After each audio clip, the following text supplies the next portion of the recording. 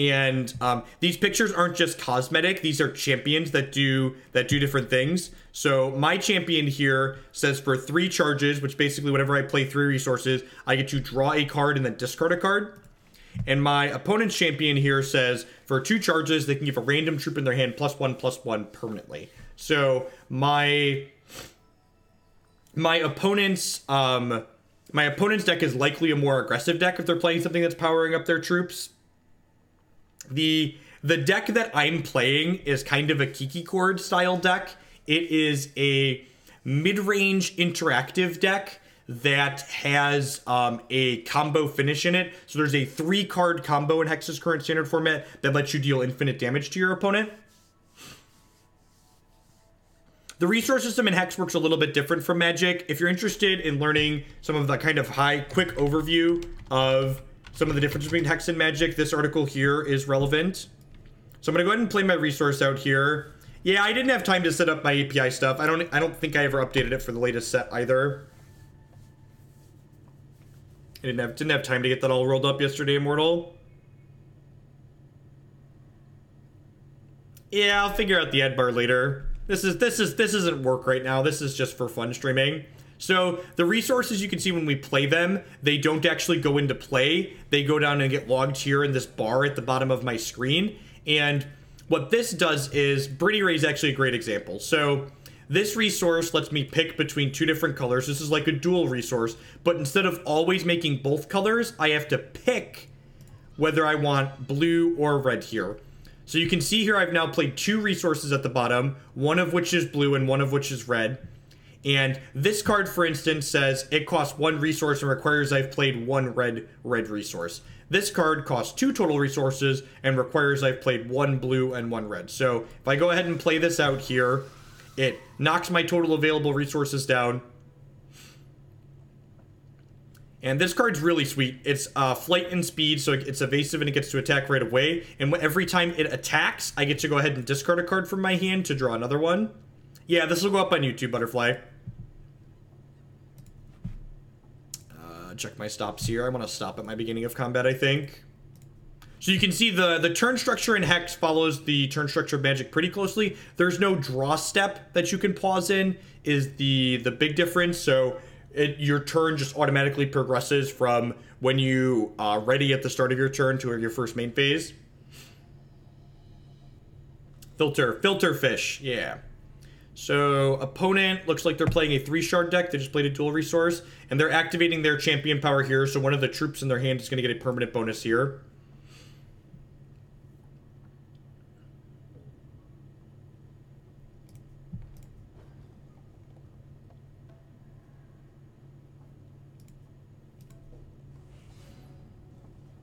Painstoke Sister. So this is one of my combo cards. This card's kind of weak on its own, but it's one of the 3 cards in my infinite combo. So it's a 3/4 for 4 that says whenever you discard a card, it deals 1 damage to a champion or a troop.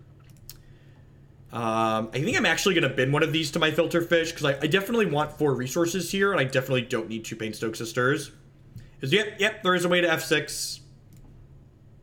Yeah, troops are creatures. Actions are similar to instants and sorceries.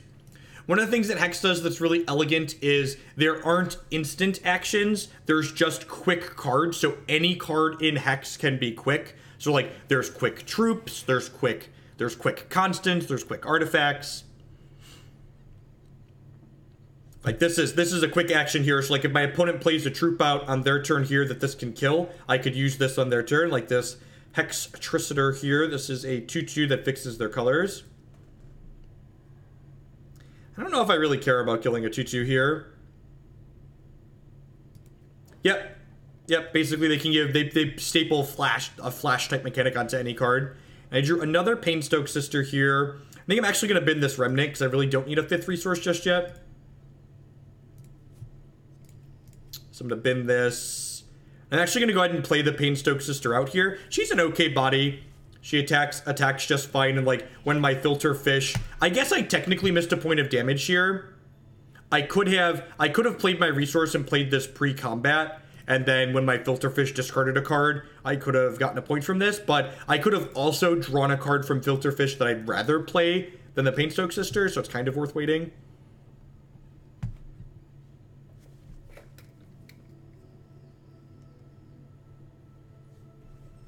What's going on, Intangible? So they're giving another troop in their hand, +1/+1. They actually have a 4th threshold color up here, so it looks like they have a lot of different colors in their deck.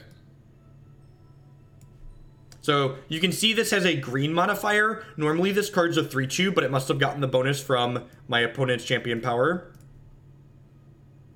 Yeah, what's going on, Nivik? Yeah, Hex made a lot of improvements to supporting Constructed as a format in their games, so I generally always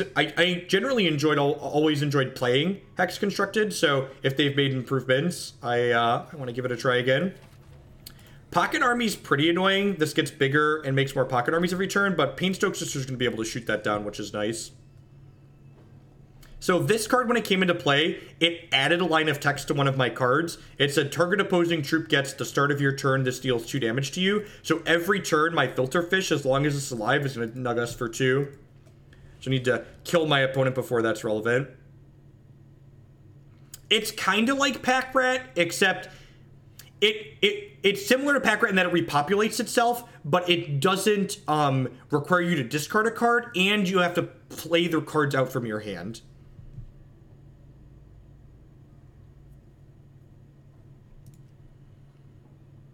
So this is actually the second part of our combo here. So this card set lets us discard a card to give it +1/+1.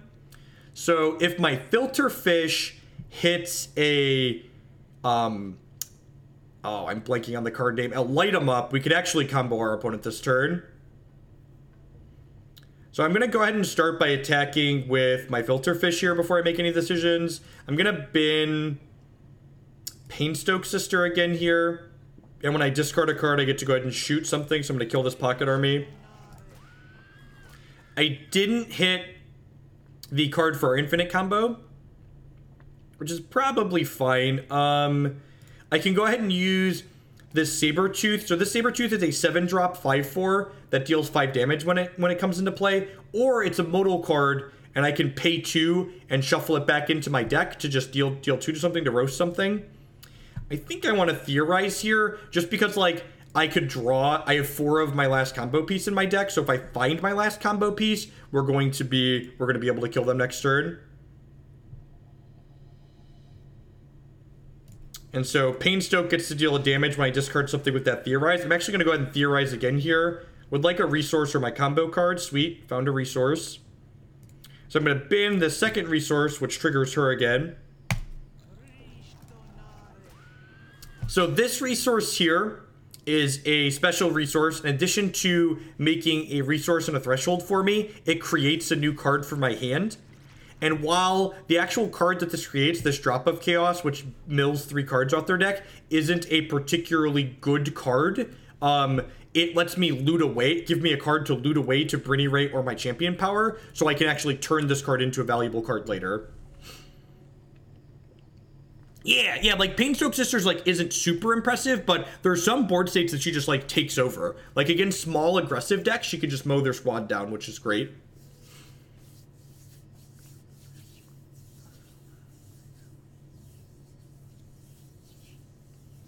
Yeah, and like I said, like, I compared this deck to Kiki Cord when we started playing. It's like Kiki Cord in that, like, we could win this game just by, like, attacking my opponents and, like, interacting with their board and outvaluing them. But, like, if Indicium, thanks for the bits, I appreciate it. Welcome. Oh, my cheer cup is off. There's my cheer cup. Thank you for the cheer.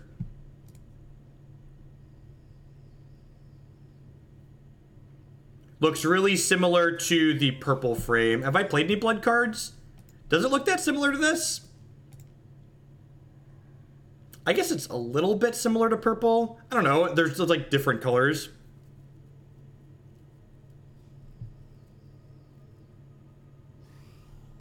Spam bot. Yep. The fish is a very powerful card. What does this do? Make 2 dreadlings? Sure. So these are just like little guys that like run up and nug me here.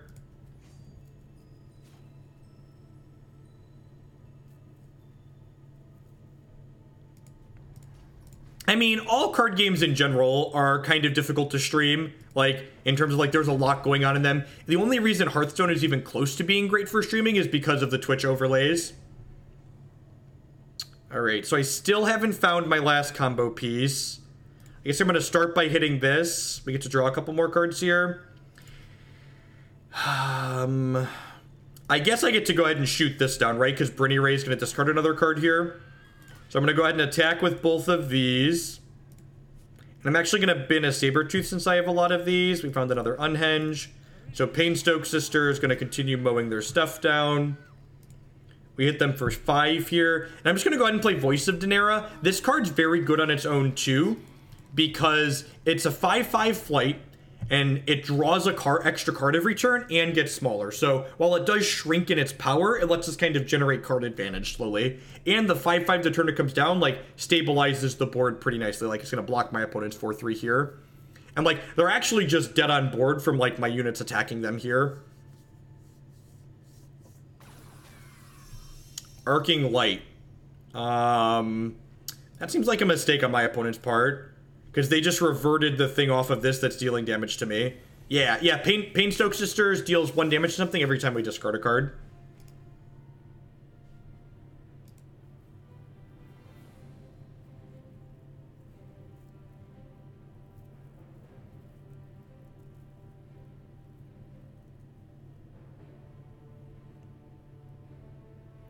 Alright, so the opponent's playing, like, yeah, the -2/-2, it stacks up. So in Hex, all modifiers, unless they state explicitly till end of turn, are permanent. So if you don't discard cards to make this bigger, it dies in 3 turns. So it'll become a 3/3 and then a 1/1 and then it will die.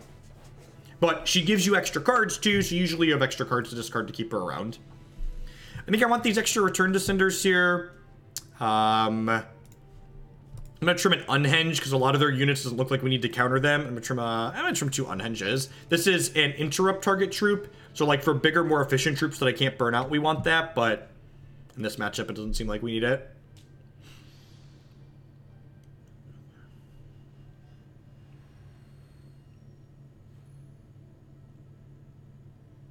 This deck feels like what Hollow Mode could be if those cards were well designed instead of mistakes, right?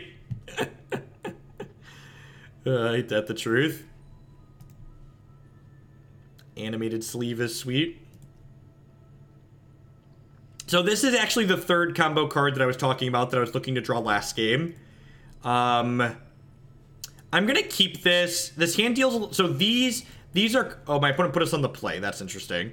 These cards are like pseudo shocklands, so they're a dual resource, but they deal 2 damage to us if we don't already have a bunch of thresholds. So this card says if you play this and you don't already have double red, double blue after you play it, you take 2 damage.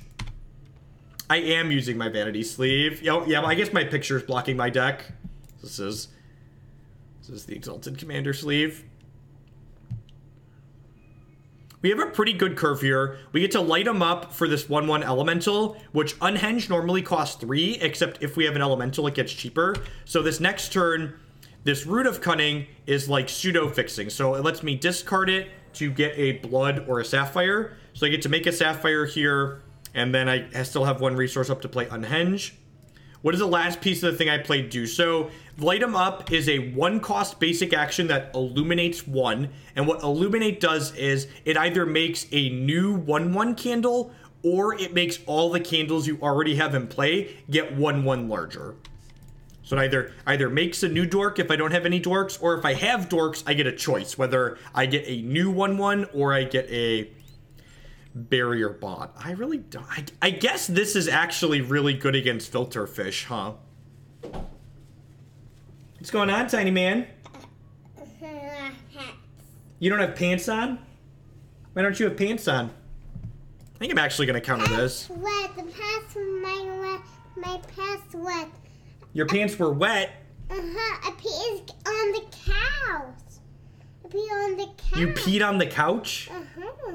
Does your mother know you peed on the couch? I peed couch my piss.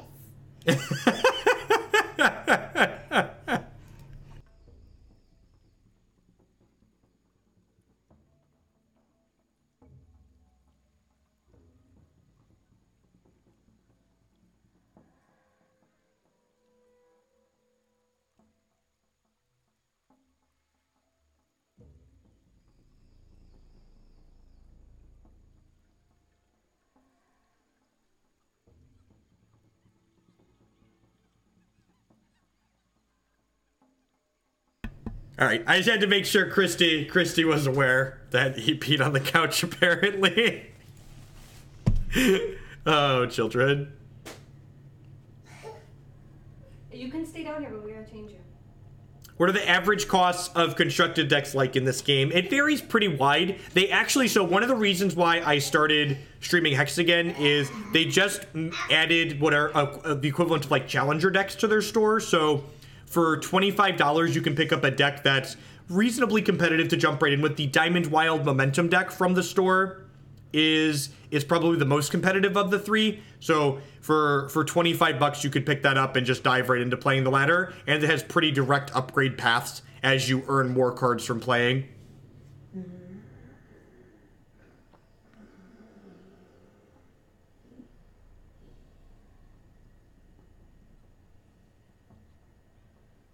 I don't actually know how much this deck costs explicitly offhand. One of the reasons why I stopped streaming so much Hex was their price of their game had kind of been getting obnoxious, but the signature decks are a good step towards pushing the prices back in the right direction to make it more reasonably priced. Some of the decks in this game were consistently pushing like the prices of like MTGO decks, which I definitely think that's too much. You did pee a lot, you're right. You peed in your diaper? Oh, children. Pee on the potty? You could pee on the potty, sure. A pee potty lots, so I do. Oh, you pee in the potty lots? I've never seen it. A poop. Do you pee in the potty at school? Opponent must have had to AFK for a second. In Hex, you get 5 minutes to AFK before you lose the match. No, it has an MTGO-like economy. So Hex has a full buy-sell trade. Hex has a full buy-sell trade secondary market. So I actually don't have my sponsor banners rotating right now. I should probably have that at some point. The website Hex Primal has they're like the Star City Games or MTGO traders of Hex. You can buy and sell cards with them. There's also an in-game auction house, so if you buy in-game currency from Hex, you could buy cards on the auction house. Dad.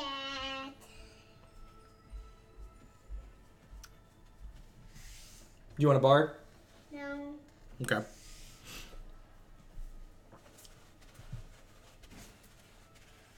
What's going on, JW? You're right, this isn't Hearthstone.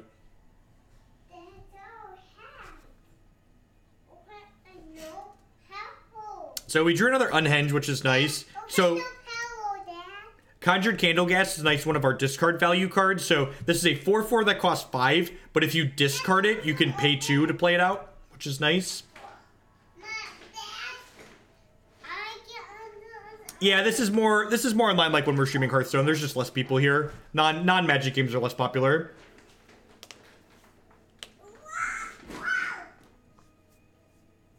I mean, I'm playing Hex right now.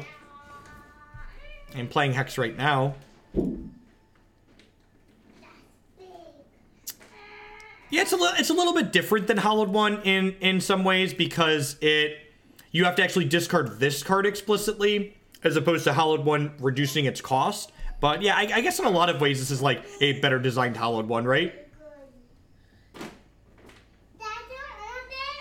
So you're technically, the paying the 2 is an ability that triggers when you discard it.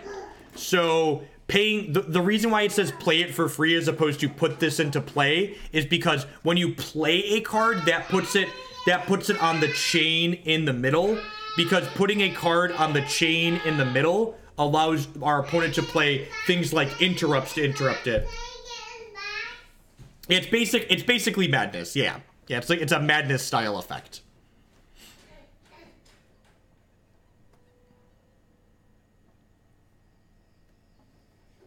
Yeah, that's a better. I hadn't thought about madness. It's definitely more comparable to madness than a Hallowed One type effect.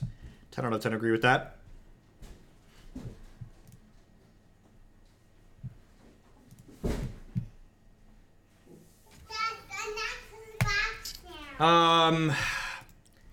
Do I roll the... No, I should just unhenge this, right? So this gets 2 random boons when it comes into play, and boons are these things over here: Crush, Feral, Flight, Lethal, Life Drain, Rage, Speed, Spell Field. So if this doesn't get Spell Shield, I could return to Cinder it. Do I roll the dice here? The Unhenge might be valuable later.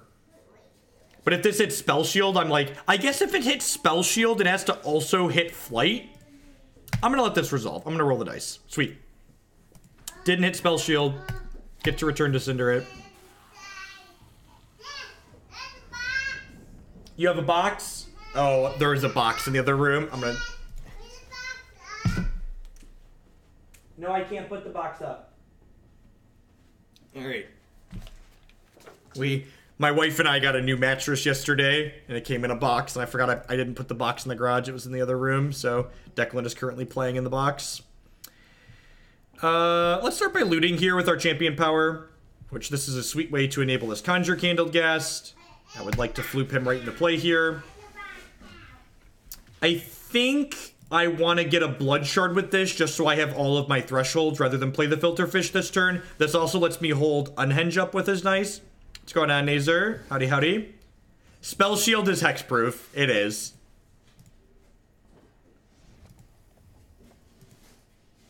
Both SCG and the GPR and add/downtime. But boxes are like better than most toys, right? Animus of Nulzad. Yep, that one I can't kill with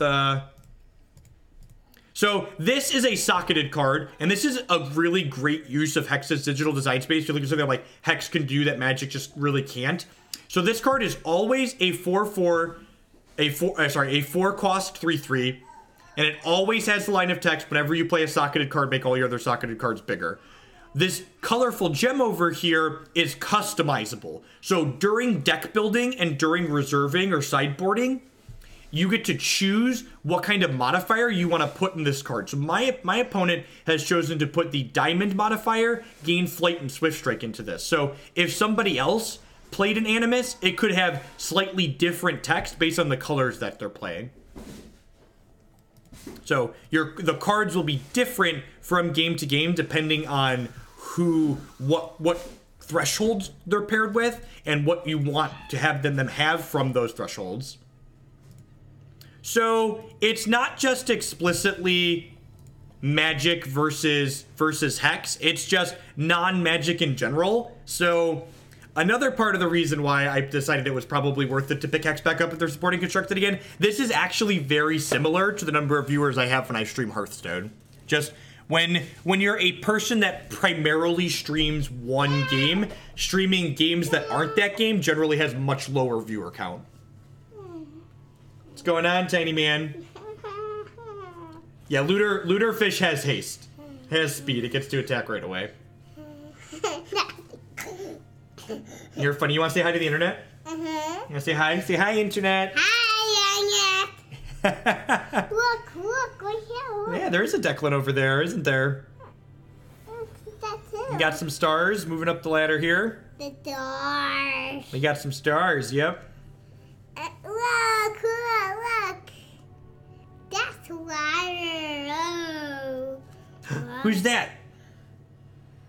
It's a Declan in the chat? Me. It's a you. Uh-huh. Uh-huh. A baby. You're a baby? You were younger in that picture, you're right. So, different champion this time. Opponent's champion says, for 3 charges, one of their troops gets +2 attack and Feral. And I can't actually mouse over this keyboard, which kind of sucks, but Feral, I believe, means it's menace. It can't be blocked except by 2 or more creatures. You want some crackers?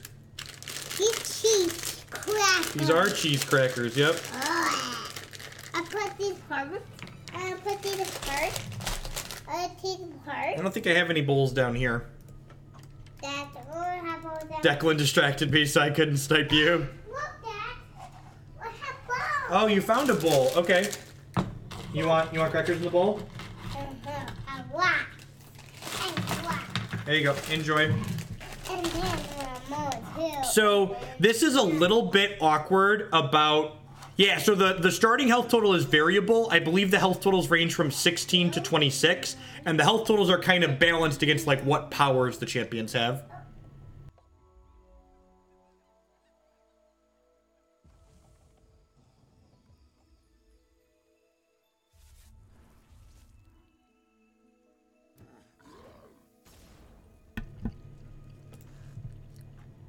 Create a Scorch and put it into your hand. So Scorch is a 0-cost card, but the way Hex Resource System works is this requires them to have played a Ruby, so they can't actually Scorch yet. Hey, Nazer. Thank you very much for the tier 1 sub. I appreciate that. Welcome back. Welcome back. So that Scorch is going to get to kill my Filterfish, which kind of sucks. I think Painstoke Sister will be pretty good here. I don't know exactly what I want to discard here.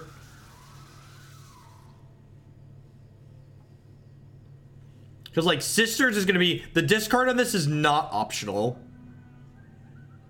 I don't really want to ditch the Voice because I have Sisters. So, like, if I rip a Blood Shard into... If I rip a Blood Shard into a Light 'em Up, I could combo them. Am I just discarding this Conjured Candleghast? I think I am. I don't have the resources to play it out this turn, but it's kind of the worst card in my hand. It's kind of the worst card in my hand. So yeah, unfortunately I can't play it for free, but I think... Or can't pay 2 to play it. No, I think I want both the Sisters, Marty. I think they probably have a bunch of X1s in their deck, and I think Painsisters text is going to be pretty relevant here. Alright, they still can't Scorch, even though it costs 0 resources, because my opponent doesn't have a Ruby threshold currently.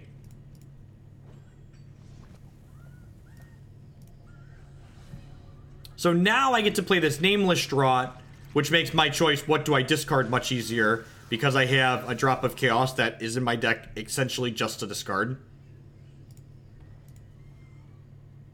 You have a piece of removal here. It passed with resources up, so I wouldn't be too surprised to see a piece of quick removal. Root of Cunning is fantastic. And I think I'm actually just going to bin this Theorize because I like the rest of the cards in my hand. Well, now I kind of wish I would have been the extra Sister.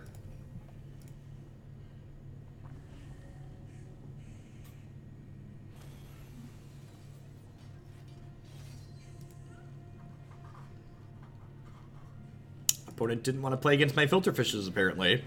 Alright, let's board the Cinders in. And I'm assuming that these two decks that we've played against so far likely aren't the most competitive things in the world. I am not into Cosmic yet, which is where the decks usually start getting more competitive.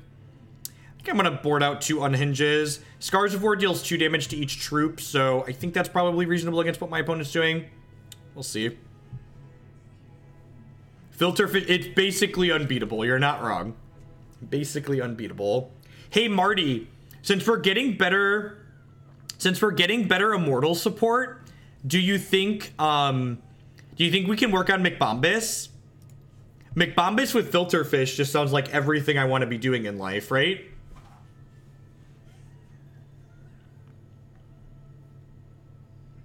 And, like, we get to play McBombus with good thresholds now since we have Remnants and Wells.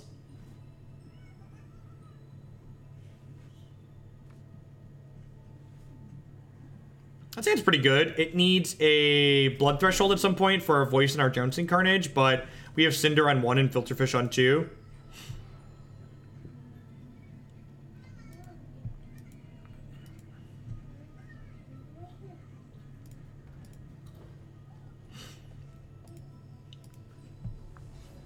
I think if it had flying, it probably would be Zane Quinn. I think the evasion on it is a big deal. Eat a couple of peanuts here because I didn't eat breakfast this morning. It's almost lunchtime.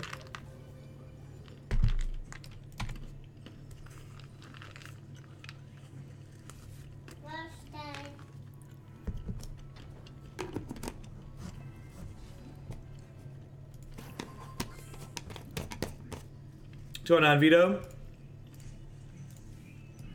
I'm gonna jam want to bin here. I think it's this Jouncing Carnage. It's definitely one of the blood cards. I think it's the Carnage.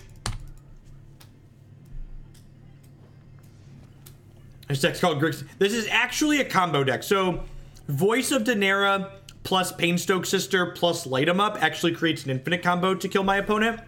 But we just haven't had any draws that enable that yet. So now they have Fuel Flinger here. And because they have Ruby, they're able to play the Scorch. So my fish is going to eat it.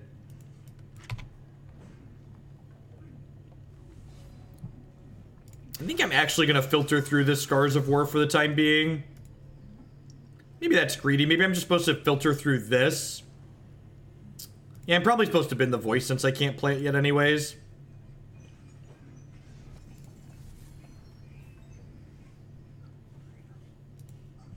Oh, you know what? I probably should play the Ruby because I think I want to play Nameless Draught next turn so I can loot it away. And I can't play Scars of War with my sequencing here.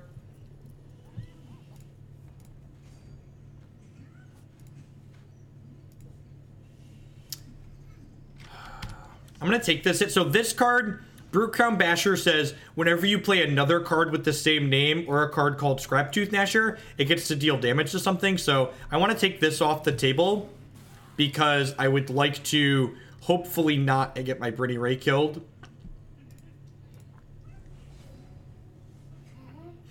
I'm going to go ahead and attack with Briny Ray before I play a resource because if we draw a Blood Threshold, I want to be able to play Voice out. Okay, that's not bad. Now I get to go ahead and hit my champion power here, which lets me draw a discard. And then we get to discard this Candleghast, which flips this pig into play.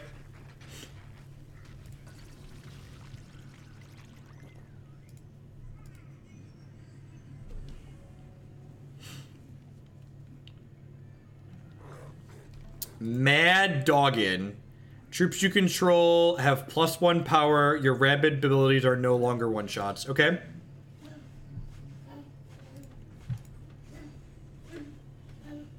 I don't want to trade here, so if they attack, I'm just going to take 4. Because my Painstoke Sister, along with my Filter Fish, is going to get to kill this next turn.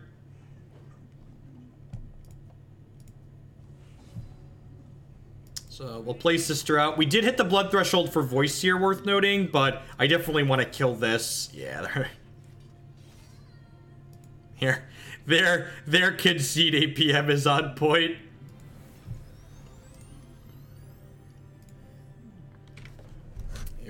They've had enough of that.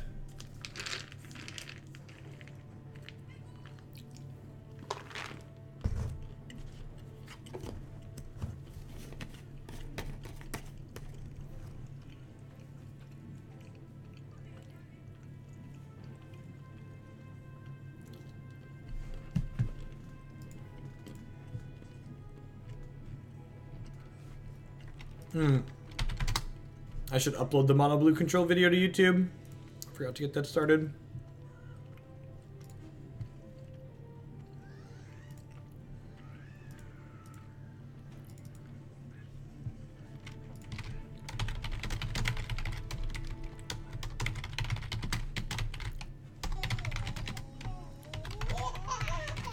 Hey there, Rising N. Thank you for the 3-month resubscription. I do appreciate that. A quarter of a year. Welcome, welcome, welcome back. Yeah, the decks in the store are great choices. I don't know if I fully agree with the content of 2 of the decks. The Ruby Blood and the Sapphire Wild ones are like a little bit medium builds, but like I'm glad that they're just experimenting with having those decks in the store in general. I think those decks being in the store is very good for Hex as a game.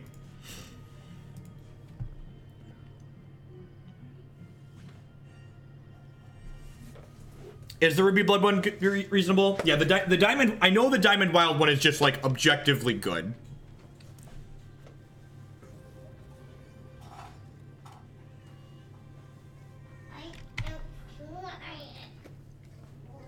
So Marty's playing the same champion again, and Marty plays a good bit of Hex, so Marty's build is probably reasonably competitive. It's a little bit unfortunate that my resources are going to deal a lot of damage to me this game, because I'm starting on 2 Remnants, so if these are your first few resources, they deal 2 to you.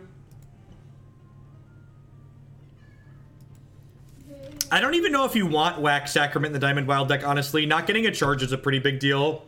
Well, this is pretty good against Righteous Outlaw. Another Light 'em Up. Huh. What do we think about playing Light 'em Up and holding up Unhenge here? I'm pretty sure Marty's deck is a troop-based aggressive deck, so I think holding up Unhenge here is pretty valuable. If we hadn't drawn that, obviously we would have just jammed the Briny Ray down their throat, but I think the potential to be able to interrupt a troop here has high upside. Resource. I think I just need to hold Unhenge up here. I just need to hold Unhenge up here, especially on turn 4, because, like, this is the Surging Wildfire turn. Yeah, so this card's really scary. This is Rage 1, so every time it attacks, it gains +1 power permanently. Oh, they're playing a Communion with Wax deck. I guess that's fair. Unhenge doesn't interrupt Communion with Wax. Yes, Tiny Man? All right, I'm gonna jam Filterfish now. I just can't keep missing resources, I don't think. You wanna sit on my lap? Hi, Aunt. Hi, Internet. I like how you knew to sit on my lap before you said that. So I do that one. Missing another shard drop here is a little brutal. What's another one? It actually didn't work out, Burgle, because turn 3, Marty didn't do anything, so I just kind of, like, missed a bunch of filters, right? This grass. You haven't watched recently, huh, Burgle? The low latency is a thing we've had for a little while now. What's going on, Trax? Thanks for the bit bomb. Yeah, if you have a good internet connection, latency should be like sub 2 seconds.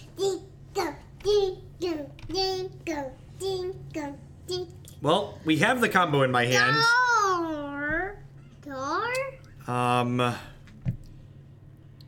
I guess I'm attacking with both of these. I'm gonna bit a Painstoke Sister. We really just need shards. Alright, God bless.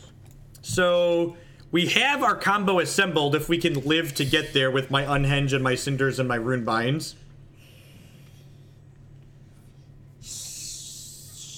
No, PayPal and bits are the only 2 options. Those are the 2 choices for donating. Okay, so I need to Unhenge this, but this does mean my opponent's gonna get to Scarlet Swordsman, kill one of my things here. I believe that PayPal lets you use a credit card. If not, Bits definitely lets you use a credit card. Alright, so enter combat, I'm gonna return to Cinder to kill one of these. So, when this card attacks, it deals damage equal to its power to me and one of my troops, so this is gonna kill my Filterfish here.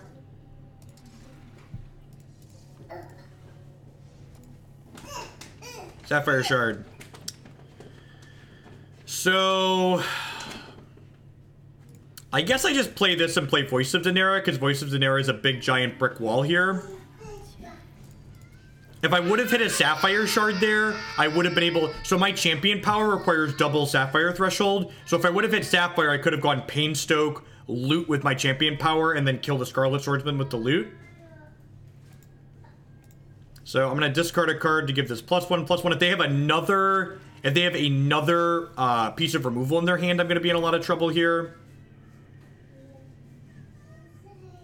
They, like, have another Sabretooth or a Cinder, and, like, they haven't been playing cards, so, like, I wouldn't be surprised if they have another piece of removal here.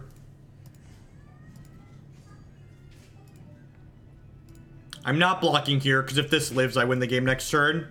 So yeah, so we draw an extra card here. If my opponent doesn't have another piece of spot removal, they're dead. So this is the combo.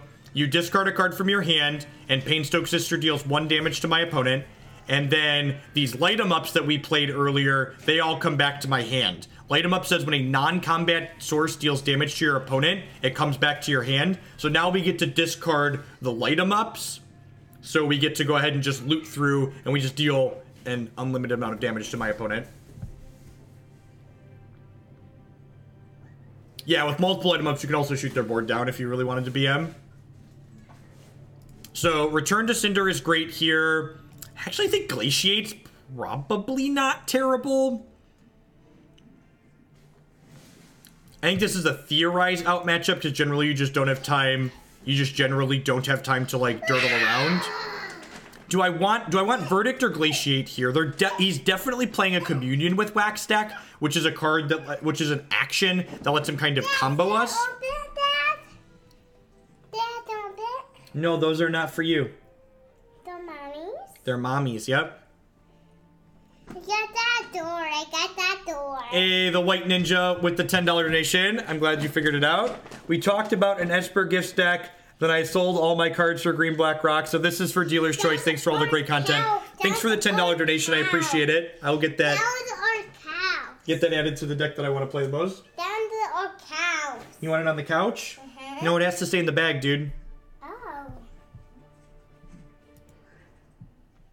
Yeah, I think I like the Verdicts too, just because they can like protect my cards from their removal potentially.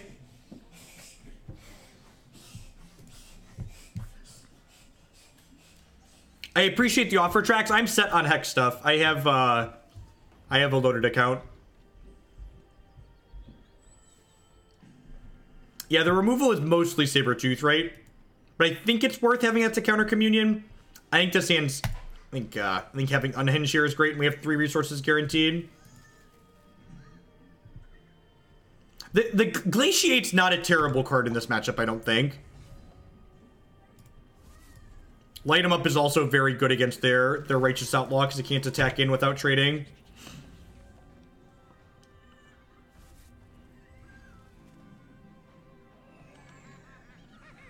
The fuck is that? Flight speed. When this deals damage to an opposing champion, destroy an artifact. So it's just like a 4-ball you. Okay.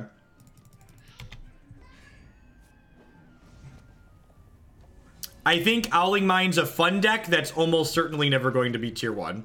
I think I want to Filter Fish here. I'm not going to attack with the Candlekin because I would like to block a Outlaw. Although I guess if they have Outlaw, they can Champ Power at this turn. Maybe because they have Champ Power, I'm supposed to hold up Unhenge for an Outlaw here. Boltwing Phoenix is pretty fucking good too. So when this dies, it either comes back to their hand or it deals damage to all my stuff. Really need a return to Cinder. What's going on, Look No Numbers? Alright, so I'm going to have double Unhenge up this turn. So I'm just going to go ahead and smash with these. Perfect. And we drew a return to Cinder too. Just like we drew it up. All right, so I'm going to play this out and grab a Sapphire. Yeah, Unhenge is... The adding 4 Unhenge to this deck, Burgle, I think gave it a lot of legs. Especially with the 4... Like, we have 12 Elementals. I'm just going to return to Cinder this now so I don't get into trouble on their turn. We have Runebind to not die to a Communion in Wax this turn. Although we could die to it next turn if they draw a resource.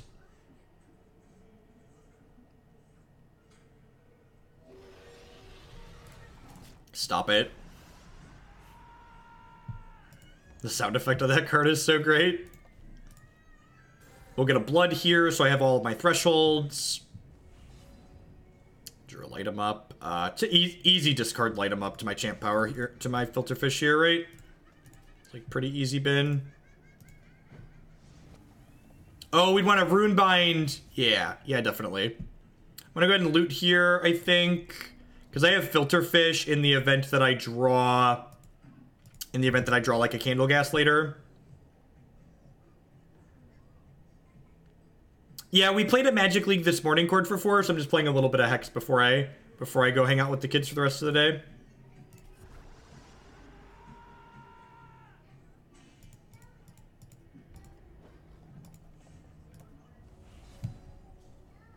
That's a lot of Sabretooths. I think I'm actually going to bin a Sabretooth here, just because if we draw a 4-drop, I would like to be able to play a 4-drop plus hold Runebind up, so I really don't want to bin the resource just yet.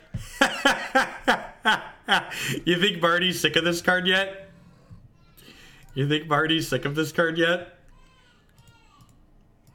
Curses was played already, Civ Master. We played that after they fixed Ley Lines.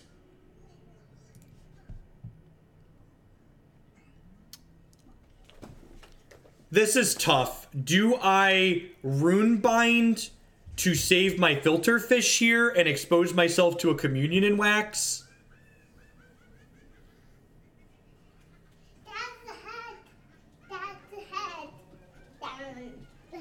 So if I burn my Runebind, it exposes me to communion. I think I just let this happen. The head.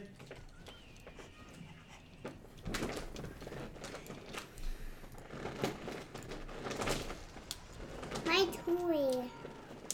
There's his head. Oh, the puppy. Puppy. Puppy, they are. Alright, there's a Painstoke Sister. So this also lets me protect my combo piece now. So if we draw Voice of Dinero, we combo them.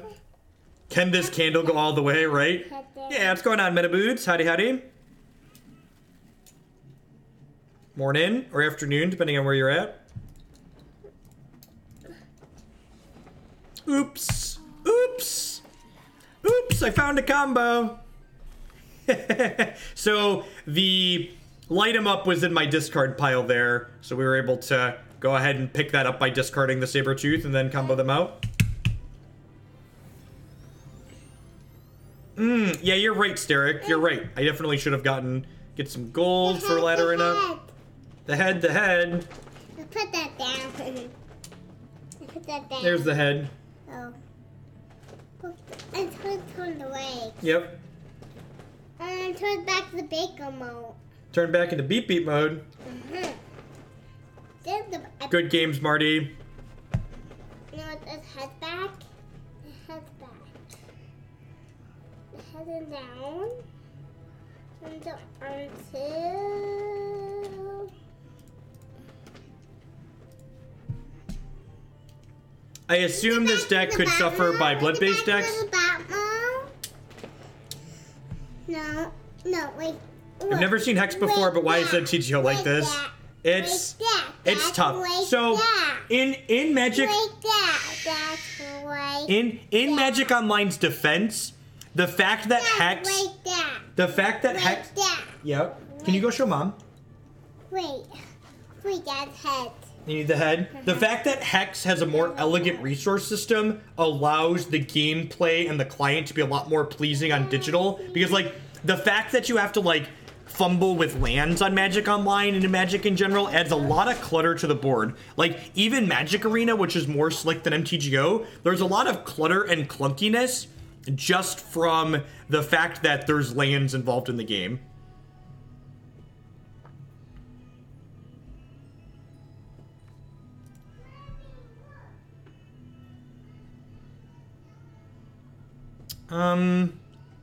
This hand's okay. I need another ruby, or I need a blood to have all of my thresholds here. What's going on, Hepa? Yeah, life is swell. Okay, perfect. That's a ruby, so I'm gonna go ahead and play this out on one here. I'm gonna grab a ruby with it just in case my opponent plays something that I can return to Cinder onto here. So quick action.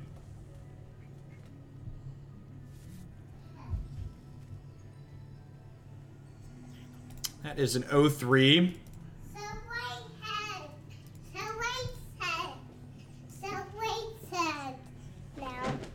Sway's turn. Sway's head. His head? What's wrong with his head? He lost his head? Oh, you want me to flip the head up? I got it. There you go. Look at the arms. I got your back, kid. The arms. Yeah, me too, Steric. Immortal Gauntlets, Cosmic Coins, the introduction of signature decks again, Immortal Gauntlets. Those are all collective reasons why I am taking a peek into Hex again. So this card says, it makes 2 Dreadlings, which are these 1/1s that die at the end of turn. Whenever a Dreadling dies, they gain a health. Yeah, Candles is still standard legal. Hex will have its next rotation when set 10 releases, but Candles were set 7 and set 8, right? So all of the actual Candle cards will be legal even when set 10 drops. So even when set 10 releases, Candles will still be, some of your removal spells are going to rotate out, so like the details are going to change, but the core of that deck is still going to be fine. So we'll play this out here, which lets me hit my champion power, which lets us discard this Conjured Candleghast to put a 4/4 into play here. And then next turn we get to go Remnant into Voice of Danera, and then Voice lets us draw more cards, which will hopefully find us our light 'em up to combo with Painstoke Sister.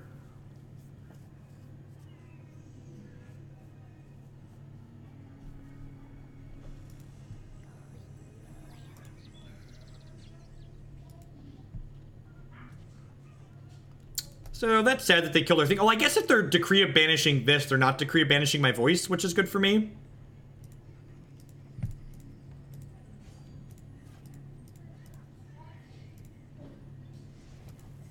Basically, Metamoods, the big change that Hex made was that they've introduced and made a lot of changes that allow you to encourage you to play Constructed, and that was one of the reasons I was kind of disinterested in Hex. Was I felt like they weren't supporting Constructed enough, and I basically only play Constructed. So they've improved their Constructed support, so I feel incentivized to play Constructive. So if our opponent doesn't kill this Voice here, and we find a light 'em up next turn, we could combo. The fact that they burned a Decree of Banishing on my 4/4 makes me feel like they probably have more removal, but we'll see. We'll see. Bumblebee's head. Need Bumblebee's head? Stop putting his head down, and I'll stop having to flip it up. Oh, yeah. Oh, sorry. So this is a 1/4 that transforms one of their troops into something much bigger. Alright, so light 'em up should be lethal. Ha-ha! Ha-ha! Victory! I love having a combo in my deck. It's my favorite. So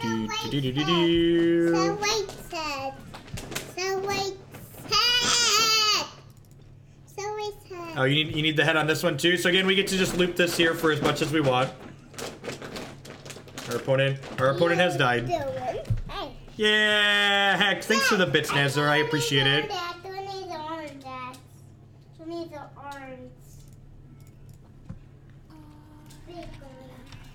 All right, let's get my hotkeys going here. I've successfully assembled his head. Oh, Voice can also attack too, so I don't actually have to click that much here because this gets bigger every time I iterate too. So eventually I'm going to be able to attack with the Voice here. They make me click through this.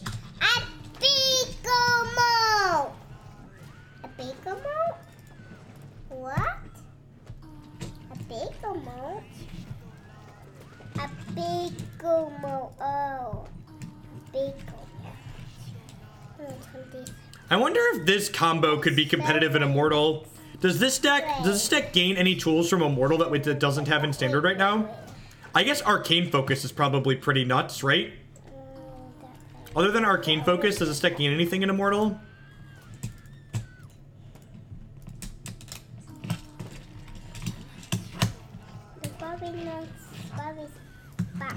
Opponent's seen enough. They understand the song and dance that's currently going on in front of them.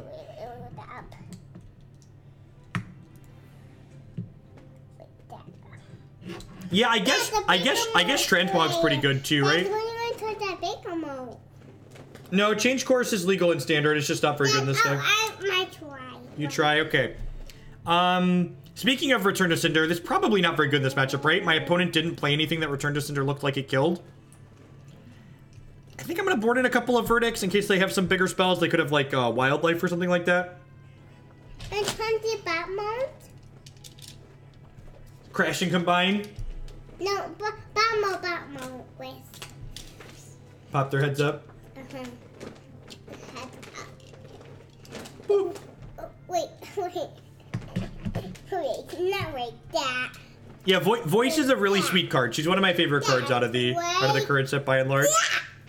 Are there any other unconditional discard outlets in Immortal other than Voice? Because that could be something you could stand to gain too. Like, are there any other cards in Immortal that have rotated that let you discard cards for free? You're very loud, child. Dad. So like that. I had a Runebind in the second game, Marty. I had a Runebind in the second game. This hand doesn't really do anything. I think I'm gonna mulligan it. It's got all of our thresholds, so maybe I should keep, but like there's no guarantee that Verdict is great here.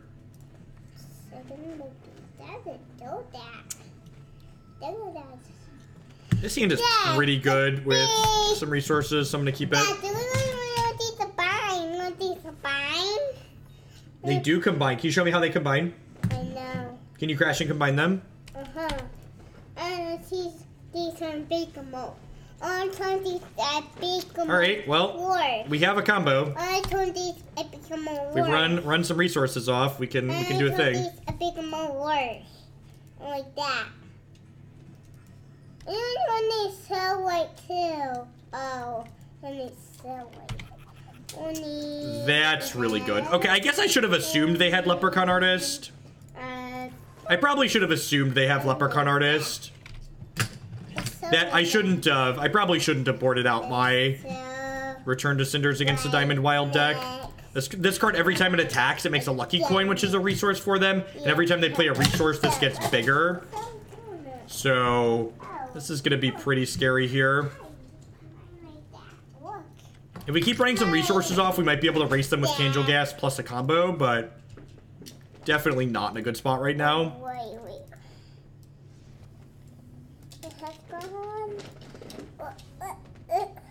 Perfect. It sucks that we don't have a shard to hold up Unhenge this turn, but getting to take their Leprechaun Artist off the table is big game here.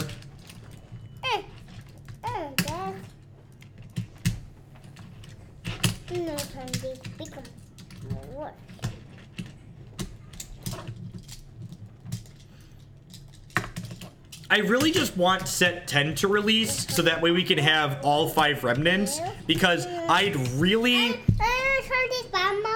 Yeah, you turn them into bot mode. I'd really like to play Terror Mill. I'd really like to play Terror Mill in Immortal with the Remnant of Cunning. I think Terror Mill would be sweet.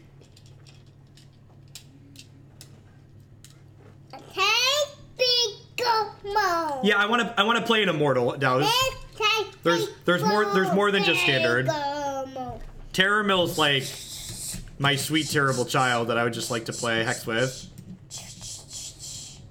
God. I mean, the good news is next turn if we don't draw a shard, we can discard the Candleghast to hand size.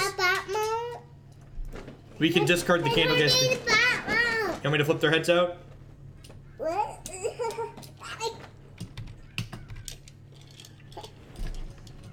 Turn that about way to more. So we have an Unhenge here if they slam some kind of large troop threat.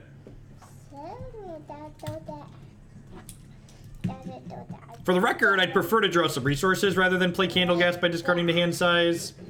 But, you say it's terrible. Oh, roadkill. Oh, roadkill. Okay, this is kind of best case situation here. That's a resource that I get to play, but it creates a drop of chaos, so I still actually get to discard a Candleghast to hand size here.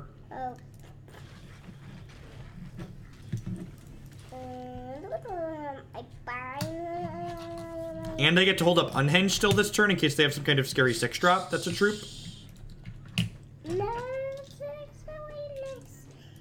Alright. Just need a couple more resources here. Head down. Got the head down? Wait, I'm head down and throw myself. Wait. Transformers are pretty sweet. Wait, that. Yeah, like that. Good job. And then put that up like that. Look. Opponent's gaining a lot of life from the Shoku Gardens, so probably not going to be able to win this game through honest means.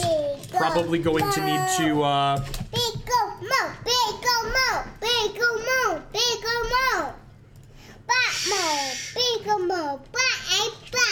Declan. Chill, dude. So, Immortal or Marty or someone that knows how PvP tools works, after this match gets finished, can you grab my deck list off of PvP tools for me?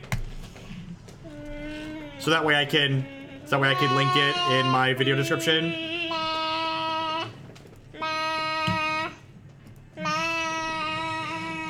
Two at a time means it's not good enough, right? Because you'd need double light 'em up.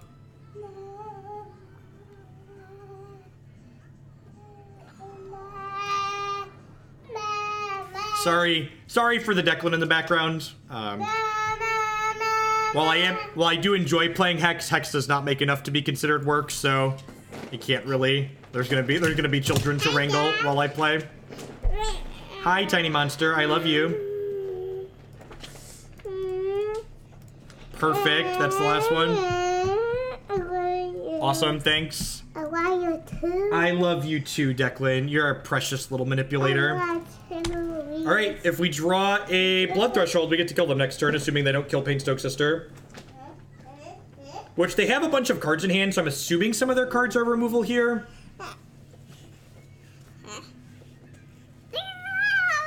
Grass.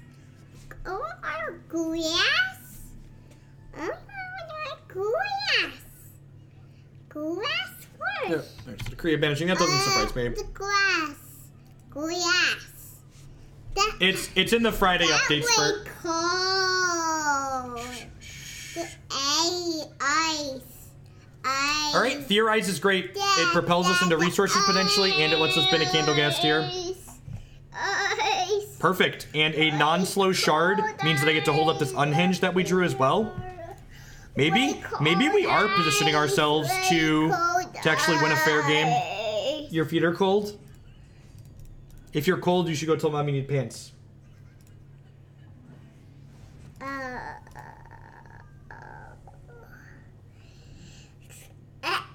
lick you. Don't lick people, dude. It's weird. I lick kids. No, don't lick kids. Look at that. Look at that tempo. Just trade my 1 mana for your 8 mana. Just get out of here. What?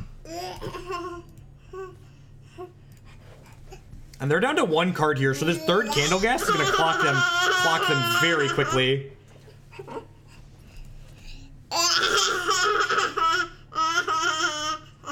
Yeah, you're funny. Funny looking. Funny looking.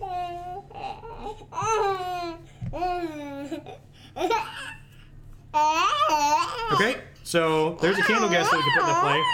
And another Painstoke Sister here means that if we draw a blood threshold, Voice of Dinero will let us combo. My cold. My toes are cold. Go upstairs and tell Mom you need socks. Go tell Mom you need socks and pants. My piggy's cold. My piggy's Your piggies are cold. cold. They could have something like Siege Engine, that's true. They could definitely have something like Winter's Grasp. Okay, so we're not comboing them, but like they're going down to like 20 here, so like we have them on a 2-turn clock, right? And like drawing a blood threshold is still good because like putting voice into play is just good.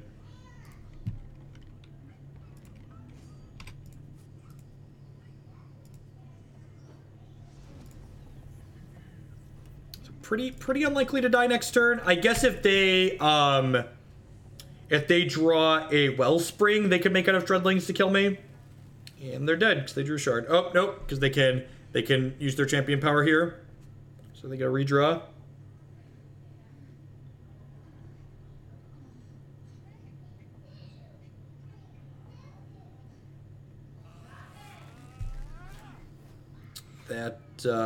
That means they're technically not dead. They can jump block a 4/4 here. They played a Leprechaun Artist earlier this game too. Yeah, the concession there makes sense. Like they're not dead on board, but like they're really not coming back from that.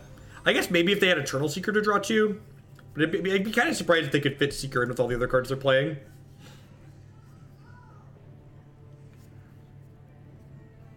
We're playing Hex again today because Hex did a lot of things to address a lot of the concerns I had about the game. They have added a bunch of support for constructed playing, not only standard with Cosmic Coins, but they're introducing Immortal Gauntlet starting June 4th, which is great. We're definitely going to be playing some of those on stream at some point.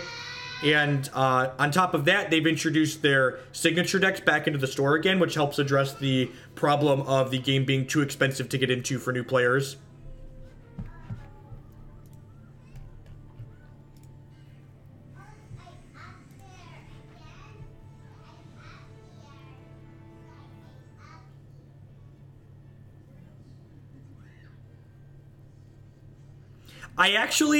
I actually agree a little bit with the dissenters about the Merry Melee mode. I really feel like the Merry Melee mode should have been something like Momir Vig on Magic Online, where you just like buy an avatar or a champion or whatever you want to call it for like 500 plat or 1,000 plat, and then you could play the game mode for free with other people. Dad, I gotta go. Nope, school tomorrow, Declan. No, there's not. Oh, there's not school tomorrow. Oh no. Oh no, school in 2 days, Declan. Go 2 days. Go 2 days. Go 2 days. And go 2 Yeah, definitely, Big Mama. If there is interest from Hex people in doing Immortal donation deck lists, we will 10 out of 10 take some Immortal donation deck lists. I have a full Hex account, so we can play whatever we want.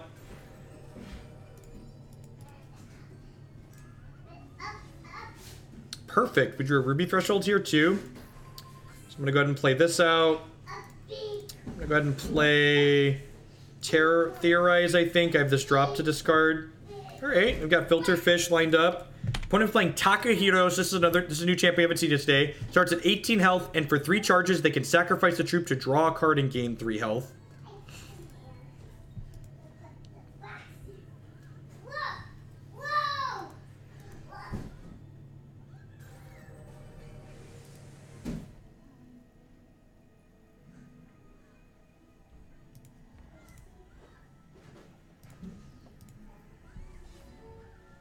God, we hit the... Unhenge is such a good addition to this deck.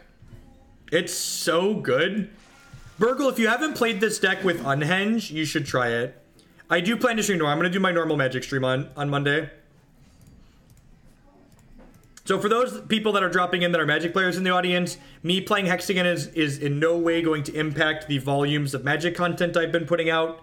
Magic has been very kind to me and allows me to stream it as a full-time job, and I could plan to continue streaming Magic as a full-time job, like Hearthstone that I've been playing a few hours a week here. Your tab. Yeah, it's just the case. It's the case. The tablet's upstairs.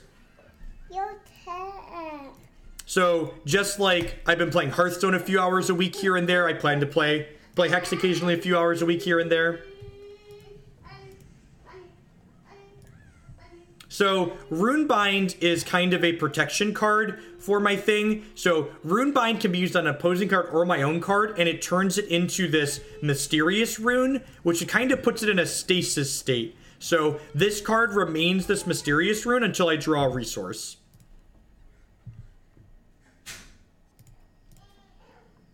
Perfect. So Painstoke Sister means that I only need a Voice of Dinero, which unfortunately they buried 2 of those. You tried playing Spell Hunter since there's... I have. Yeah, it's really sweet, Hubs. I think Spell Hunter's in a great spot in Hearthstone's current constructed format.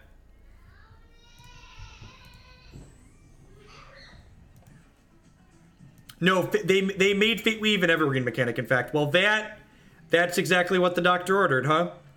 So I'm gonna lead on Painstoke Sister here because there's more sisters in my deck than voices since they buried 2. I also would rather this die than voice die because voice is the better card if we're living and playing a fair game. But if they don't kill this here and they can't interact with the voice, we get to combo them next turn.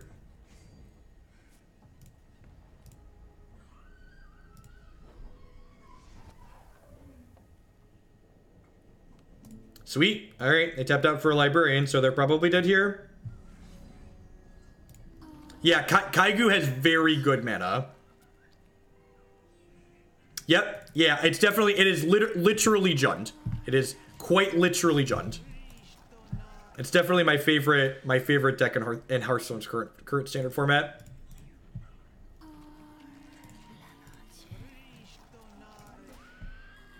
So again, for those that are just joining us, Painstoke Sister plus Voice plus Light 'em Up here is an infinite loop. Voice lets me discard Light 'em Up, Painstoke Sister says, hey, you discarded a card, I'm going to deal a damage to your opponent.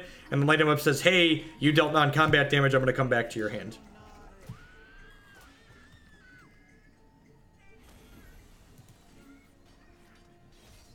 Opponent understand what's going on and is going to go ahead and pack it in. Alright, so Takahiro, like Deathcry style stuff. Sabretooth is obviously great because they have like Librarian and things like that. I wonder if this Return to Cinder is reasonable. They showed us Mansagai Deadeye. They probably have some other Deathcry things in their deck. I think I'm just going to trim 2 copies of Theorize and bring in 2 copies of Return to Cinder for now. I'm not quite sure. Like, opponent's deck, again, we're not in Cosmic yet, so we're still playing against a lot of brews and, like, non-tiered decks, so not 100% sure what our opponent's doing.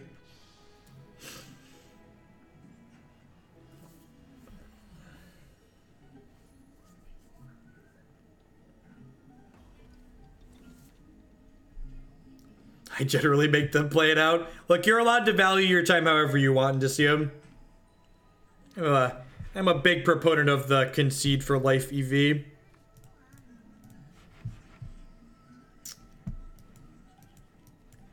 This hand's probably not good enough, right? Like, Light 'em Up is like half a card. Like, a 1/1 for 1 is not particularly good. I don't have a Filter Fish. I don't have all my thresholds, so I'm pretty sure I want to play Catch and Release here. This hand's decent. Like, not amazing, but fine.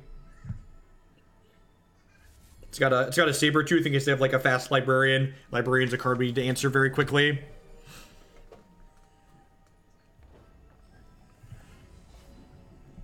We drew a Filter Fish. That's quite excellent. I don't mind clicking through the combo in this deck. Like, as someone who's played like Jeskai Ascendancy a good deal on Magic Online, like clicking through this combo is whatever. So next turn we get to go Ruby Shard, Filter Fish, discard, drop a Chaos, which is great.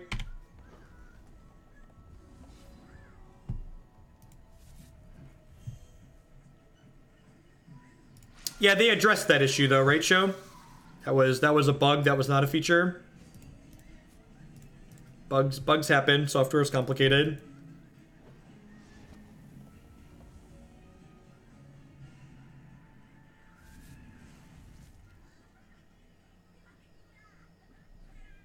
Shackling Strands. Okay, well, Filter Fish is done attacking.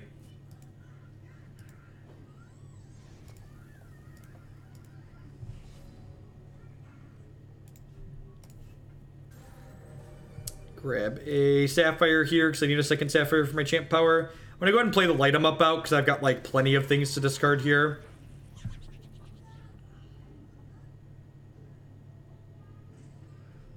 This might be a game where we just like play a bunch of 5-mana 4/4s and beat people down.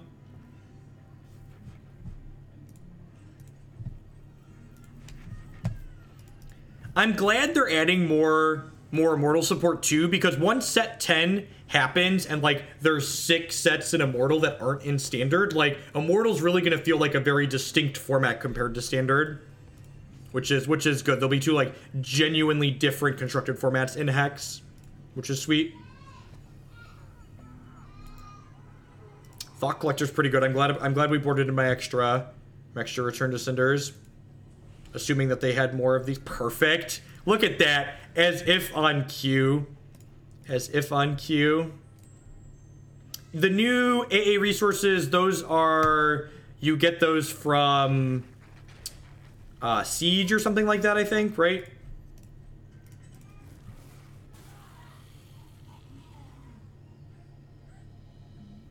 Yeah, I probably will never have those then. I have no desire to play Siege. That's pretty good, so they're bouncing it back to their hand in response here. Siege is not for me.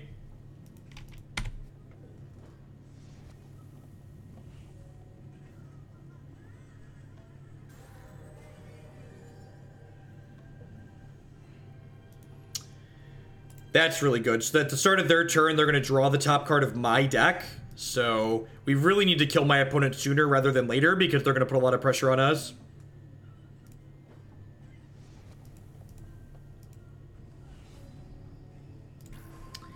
I don't think I've ever paid 5 resources to put a Candleghast into play before, so I guess there's a first time for everything.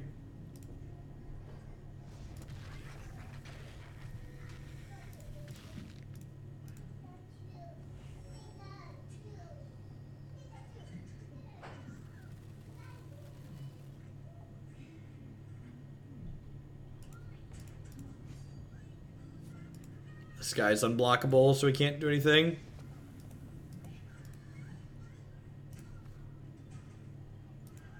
Yeah, right, Joe?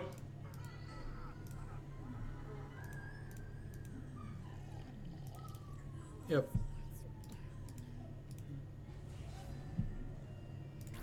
All right, we're on track to hardcast the Sabretooth as well, so I actually feel like we're not in that bad of a spot, right?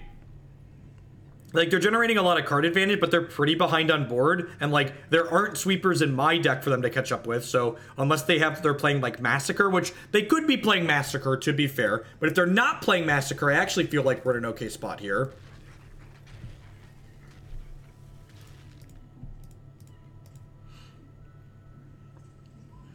They do have 3 charges here still, so, like, while this says 12, they're virtually at 15, assuming they find a troop. But, like, if we find a non-slow shard next turn, we get to, like, beep beep and run them over with the Sabretooth. And, like, if we don't find a shard, we're finding a piece of action, which is good.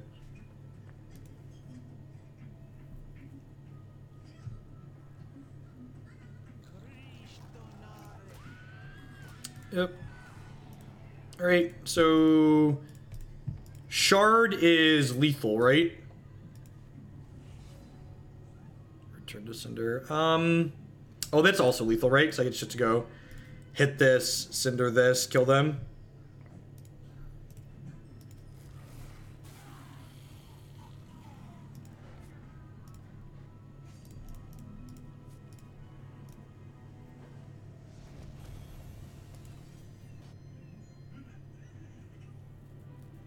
So, I was thinking about playing a couple different decks this morning. I love that we got playable Palm of Granite. That's great art.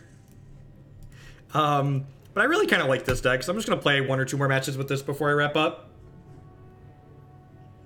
I've been going for 3 hours, and we're going to take the kids out in a little bit, so not sure how much more I'm going to play. We'll be back at some point. I don't know how much X I'm going to stream before the 4th, but once we get Immortal Gauntlets going, I'm probably going to make a point to stream Hex at least once a week again. I think it's pretty good. We get to go turn 1, light them up, turn 2, root for Sapphire, hold up Unhenge, which is nice.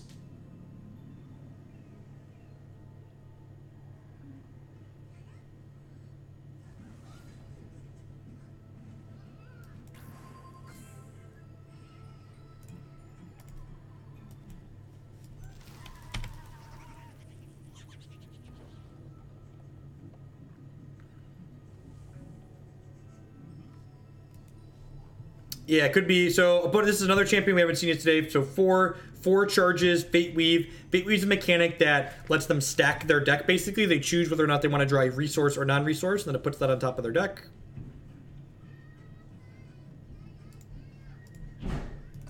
I guess I'll play this out so they don't know what I could be holding up here, potentially. And just cycle both of these at end of turn. We'll get to grab a Blood and a Sapphire off of these 2 things, which will give us all of our thresholds.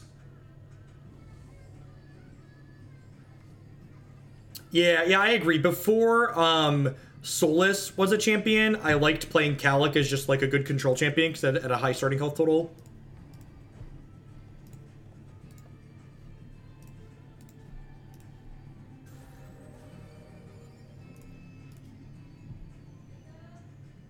It's also worth noting too, you discard these for their ability, so sometimes it's worth saving your roots if you have a Painstoke Sister, because you can discard the root to trigger your Painstoke Sister.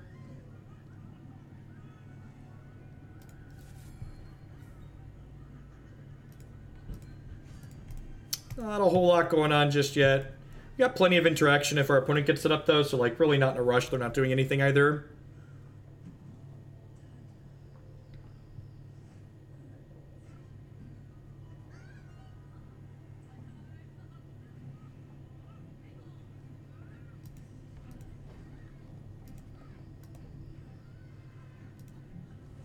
Yeah, they're really, really good against draw. It's neat. I really like how Hex kind of adjusted the power level of cards subtly without rotating or changing them, just by like the introduction of roots making a powerful card like Runebind slightly less good in standard.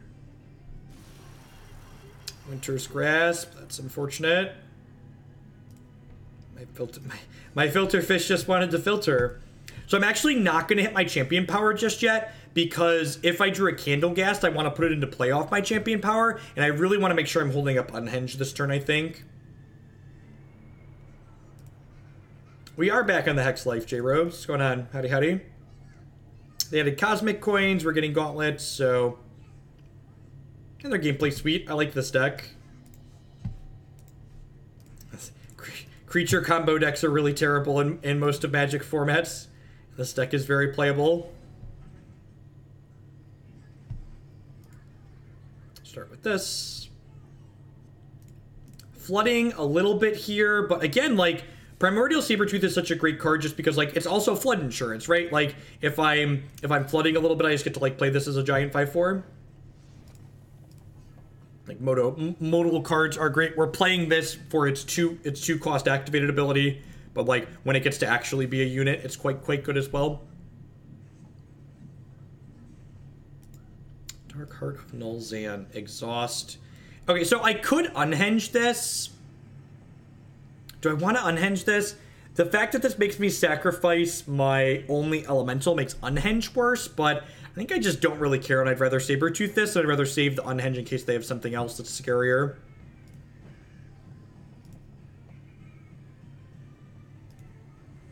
Yeah, I don't think MTGBot does Hex cards currently.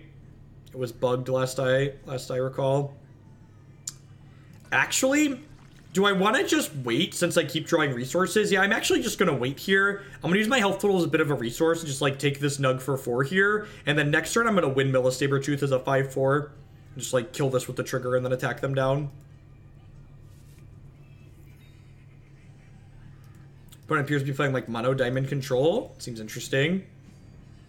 One of the things that's great about Hex, if you haven't seen it before, is, like, when my opponent's playing something sweet like this, Hex is really friendly with all of the data. So as soon as this match finishes, I'll be able to go to a website called hexpvptools.net, and it publishes all of the matches as soon as they finish. So I'll be able to see card for card what my opponent was playing in their deck. So, like, as a data junkie, I always really enjoyed that aspect of Hex too. The man, the myth, the legend. What's going on, Fred? Fred, while I have your ear, could I make a super simple feature request for PvP tools? On the text list for the decks, when you click on them, can you total the number of cards in each type? Like put resources and then, like, parentheses, like, 22 or whatever, or 24 or, like, whatever the total number is. Because, like, when I'm building decks off of them, I, like, try to count and make sure and compare the numbers, and it can be tough with having to manually tally it up. Huh. So this is the verdict mechanic, and the verdict mechanic's this Punisher mechanic where I either get to choose a positive for my opponent or a negative for me. So Nightfall is this card that nugs me for a damage every turn. I'm at 15.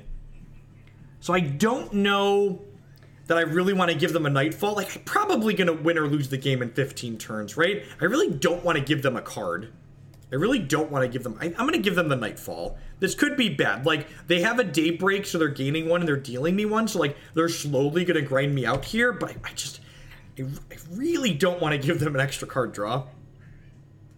Yeah, and the neat thing about the Punisher mechanic, Nivik, is there's a pool of Punisher mechanics that you pick from, and Hex intelligently chooses Punisher mechanics that are only relevant to the board state. So it's not going to give me the option to, like, make me sacrifice a troop when I don't have troops in play.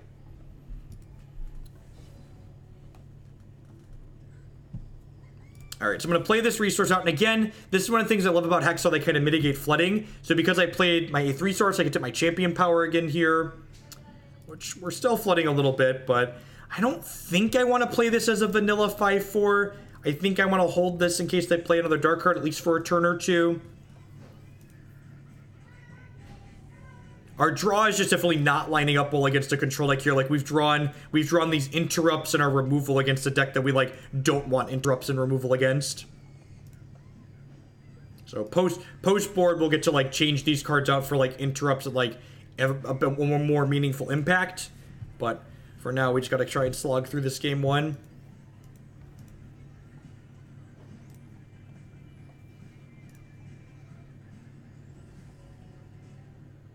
Yeah, definitely. Like, the fact that I have so many resources lined up means, like, if I just wait one more turn here, like, next turn I can play the Sabretooth. The end of your turn. Oh, geez, that's really good. So that's a good payoff for being mono diamond. So this card at the end of their turn, if they have 5 diamond thresholds, they can put a troop from their crypt into play. So I definitely can't let that happen. Look at that. If you have a question on specifics, Pimped Up Monk, feel free to ask, but that's the TLDR.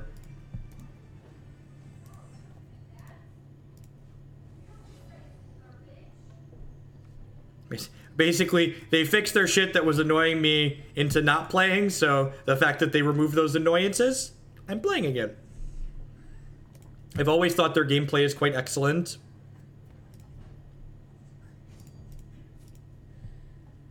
I can't put into words how pumped I am that they gave us Immortal support. I'm looking forward to that. I'm hoping that there are enough people interested in playing Immortal that the gauntlets fire with reasonable amounts of time. Like, being able to grind value playing Constructed on Demand is good, and, like, the fact that, like, I like playing non-rotating formats, so, like, having support for that is great.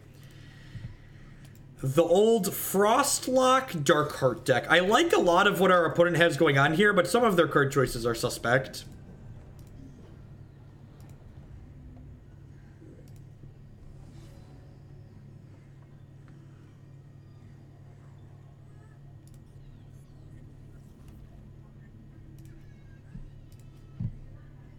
Correct, yep. Ugh. I guess I should have kept that root, because that root could trigger Painstoke Sister if I draw it. You should, speaking from experience, you should just never visit the Hex forums. They're a lot like Reddit. There's nothing super meaningful going on there. Yeah, like them's the beat sometimes, right? Like, variants by design. Yeah, Fred knows what I'm talking about. Fred's been there. I think the thing I appreciate most here is that my opponent's playing quickly. They actually have 2 more seconds on their clock than I do, which is great. I'm gonna play the Nameless Draught out here.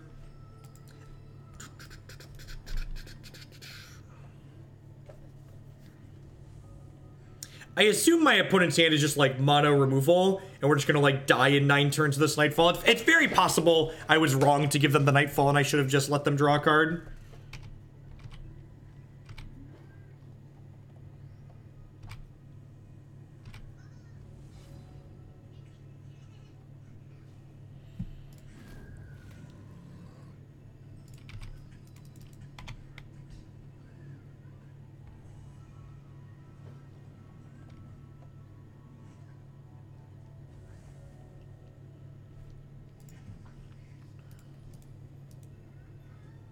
Honestly, I really wish a lot of the people. I'm just gonna go to the next game. Let's move on with our lives here and get some good sideboard cards in. I really wish a lot of those like salty monsters on the Hex forums, they should just stop playing. They should take a break and they should come back later if and when Hex implements the things that they actually want to see in the game. Like, Hex is a small company with a limited budget, and they can't make everything happen immediately all of the time.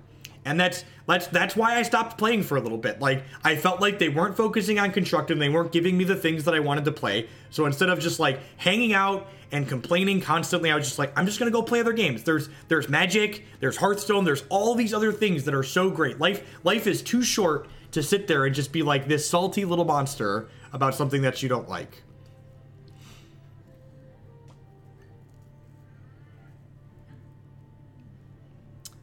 Is this a Sapphire of Vanishing? That could be good, right? This protects my guys from pieces of removal. What do I actually want to trim here? I think I'm pretty unlikely to combo against a control deck. So I'm actually going to trim 2 copies of Light 'em Up just because, like, this card's power level is pretty mediocre overall. We're mostly only playing it because it's a combo piece. So I think trimming that's probably reasonable. You're not wrong, Fred. You're not wrong. I wonder if I want Jouncing Carnage. I do need some ways to kill, like, Darkheart and stuff like that, but I'm leaving in the 4 Sabretooth, so this is probably fine.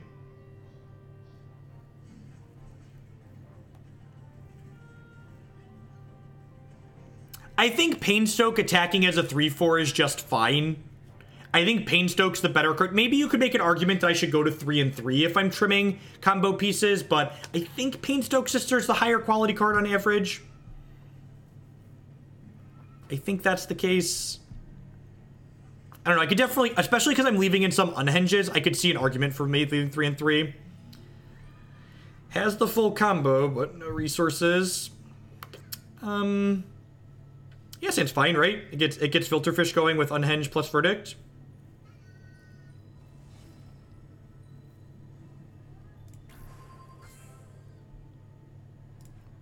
Whipcrack is interesting. In my experience, the card's just, like, not quite powerful enough. And I'm not really into formats like that, Fred. This is not really my thing. They're more akin to limited to me. Just prefer playing constructed.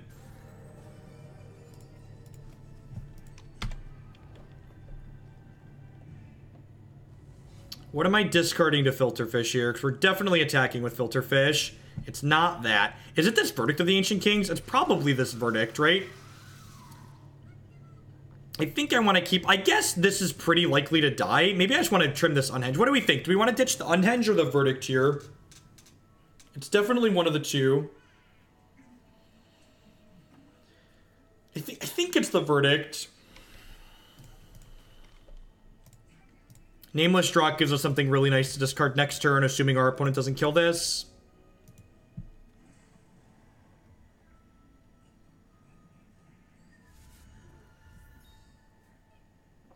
Assuming this is going to get Winter's Grasp, Decree Banishing, sure.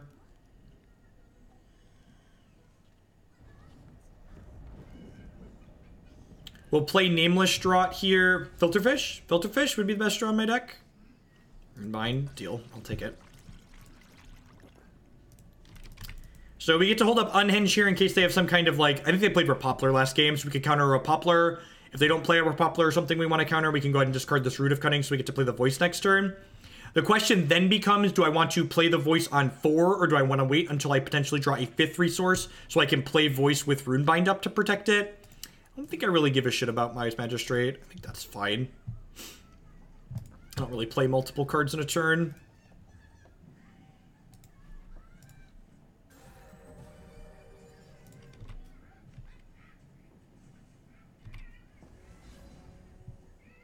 Ripcrap's gotten a lot better. That's fair. Okay, so the fact that I didn't draw 5th resource means I'm just going to go ahead and jam her here and hope for the best. I guess I could hit my champion power first. All right, yeah, I'm a liar. I'm going to hit my champion power first. If I hit a shard here, I might wait. Filterfish. Well, that changes things, actually. That means I'm just going to Filterfish. What do I want to discard, though? I think I'm binning this Verdict since I have this Runebind. Although Verdict protects my fish. Alright, I'm a liar.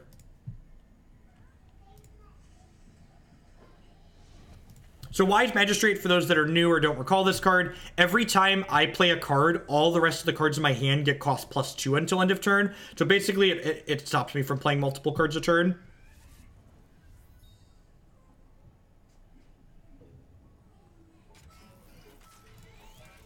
Unhenge that one. Cut that out.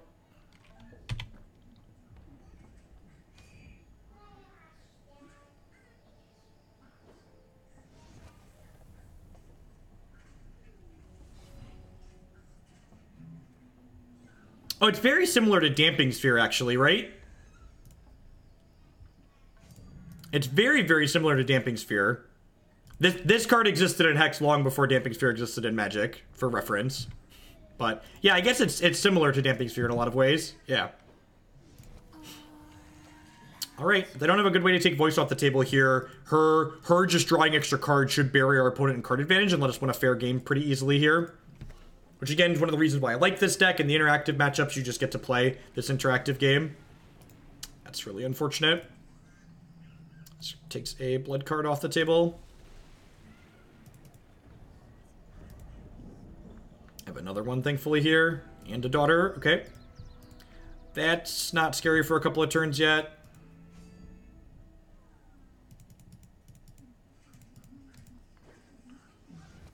We will have to kill that before they get to 5 resources, though. Yeah, really, right? They have a lot of constants in their Dark Heart deck.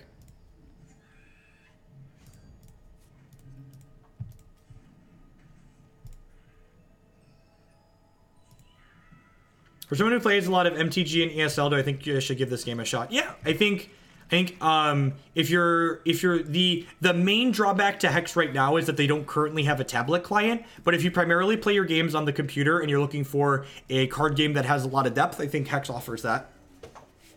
I think honestly, as far as like, I think Hex is the only digital card game I've played that comes close to offering a similar amount of depth that Magic has.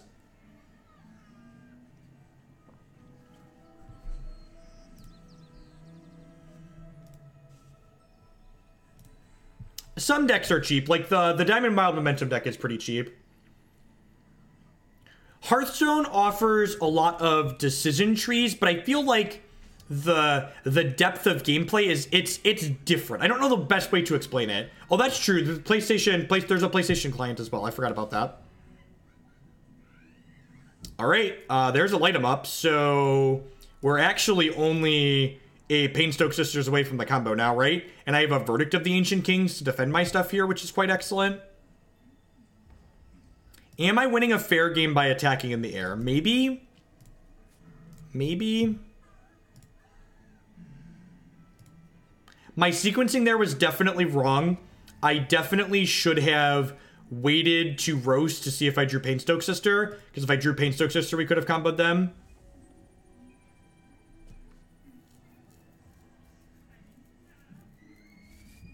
The deck editor and the auction house in the PlayStation 4 version are a little bit better, I think.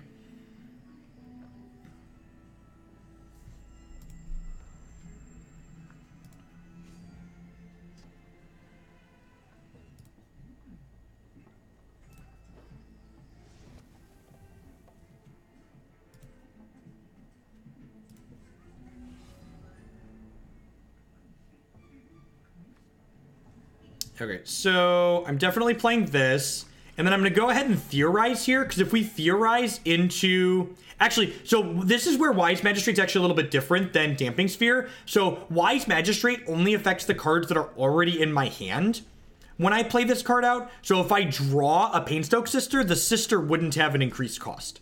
So that is a relevant difference. So I don't want this voice to die next turn, so I'm going to discard a couple of cards to her to keep her around.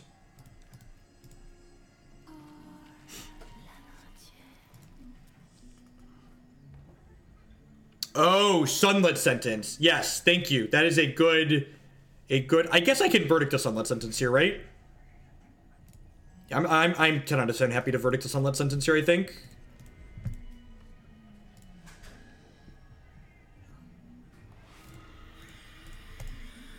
That's a good call.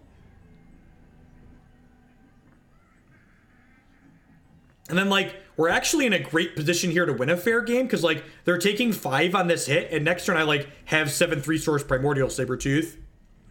And, like, get to, like, slam through their blocker and, like, hit them. If they have another Sunlit Sentence, the Sabretooth isn't good enough. So we'll have to pause and think if they leave up 6 resources, or 5 or more resources here. Frostlock, that's really good. The Sabretooth is still going to be pretty good after the Frostlock. So Sunlit Sentence is kind of a Settle the Wreckage type card. It destroys every attacking troop.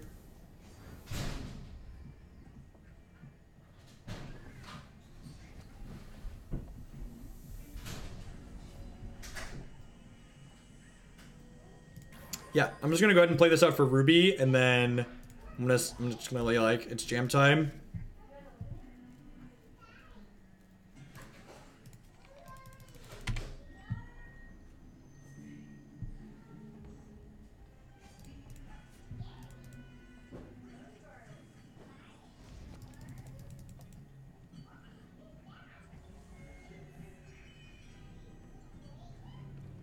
Yeah, Kismet's Whim plus these constants removal is a neat combination.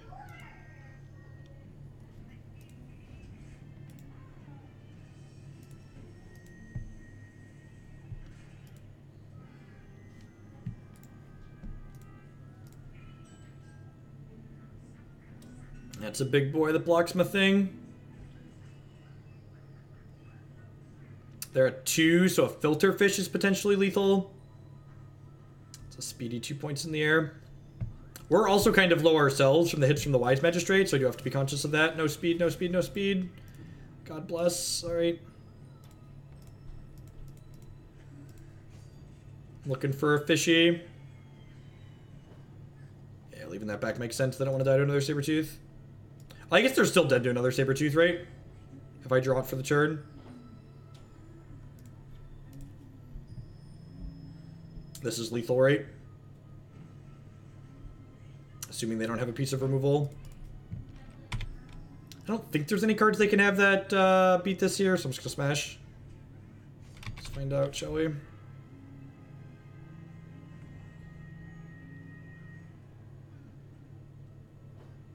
Oh.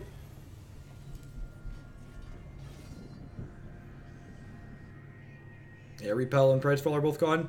Yeah, I think I'm happy with our sideboard in. Maybe I want some cheap removal because they have... Yeah, this Nameless Truths is probably a little clunky. Do I want a couple of Return to Cinders?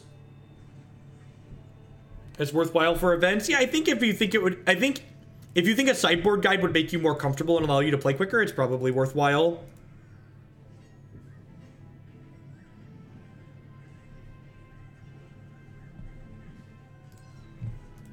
That's not strictly true. Hex has a more elegant resource system as well. It gets to use the digital design space. It has a lot of parallels to Magic in a lot of ways, though. But I think just like calling it Magic with champion powers is disingenuous. Again, like to go back to my every first-person shooter is Doom argument.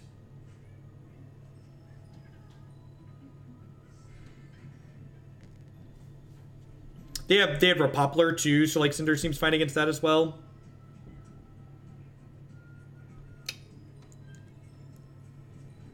This hand... Is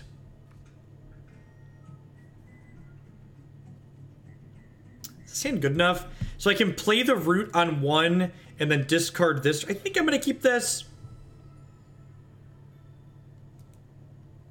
Oh yeah, the combat system is identical to Magic. That is true. I declare attackers, they declare blockers.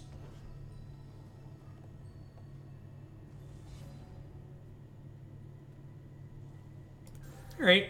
So, when you play the Root out, it doesn't actually make you any colors, but it gives me an actual resource that I can spend, so this will allow me to discard this Root to go get a Sapphire, and then once I have a Sapphire from this, my Well can make a Ruby, and then this other Root actually means I have my Blood Thresholds as well, which is nice.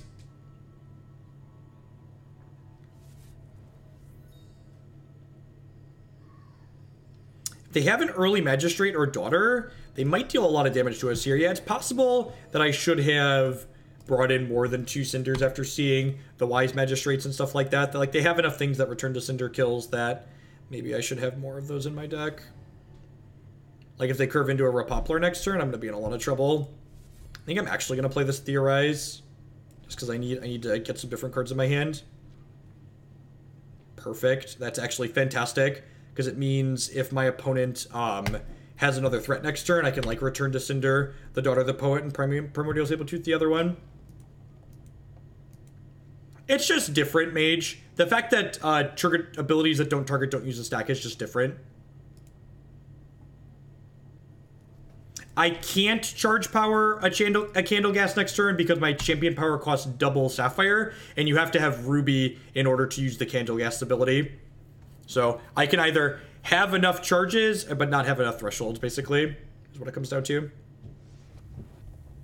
This takes double Sapphire to activate.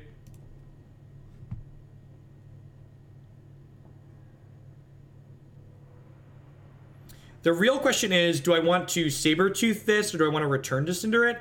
I think I want to Sabretooth this, because I would rather... Okay, that changes things, because being able to hold up Verdict is kind of nice, but I think I just want to Sabretooth this. It's more resource efficient, and this way if they hit a Repoppler that has speed, it's ideal. Someone linked me the deck list earlier. Oh, did I close it by mistake? No, here. This is the deck list that I'm playing.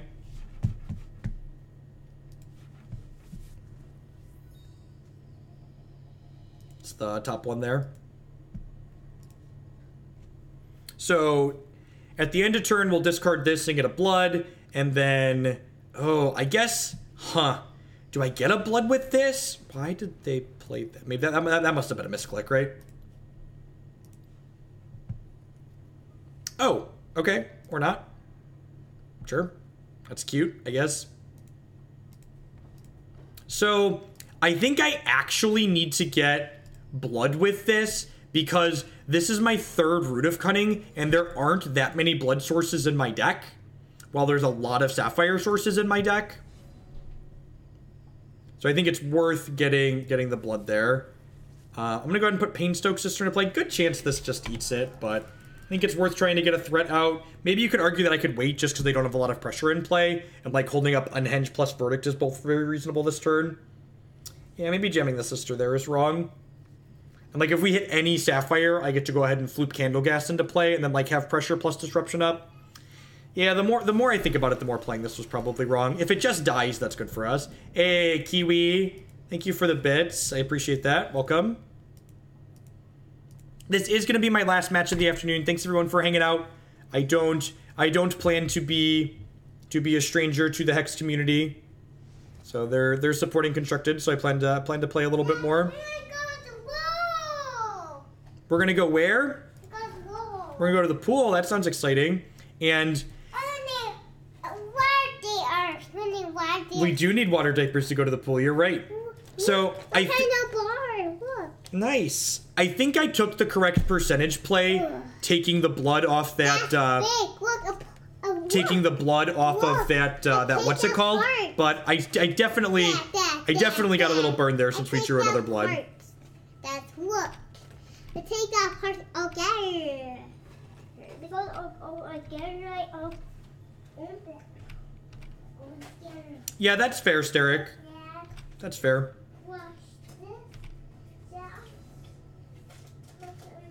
Ding, ding, ding. And there are a lot of Sapphires. So like I said, I think even though I got a little bit burned for a turn on the decision I made, I still think I made the right decision.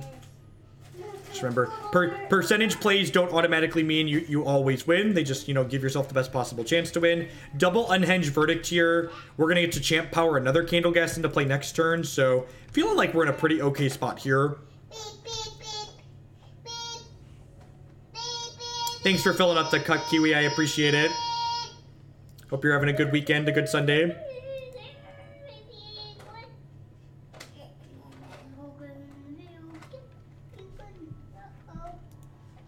Decree of Banishing. I'm just going to let this happen. Just going to let this happen. I have another Candleghast next turn. No reason to fight over this.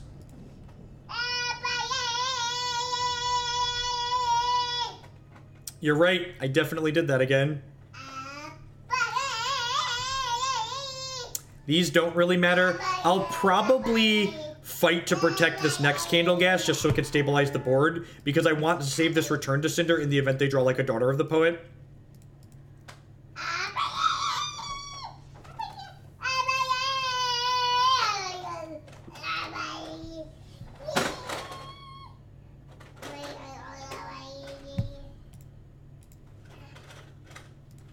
Alright, I'm not going to play the Sister out just yet.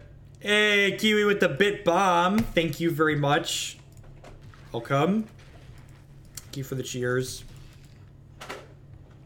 He's very loud. Sorry about that. Like I said, a lot of my Hex streams will probably still have kids in the background because Hex is my for fun game. This is not my one of my work streams.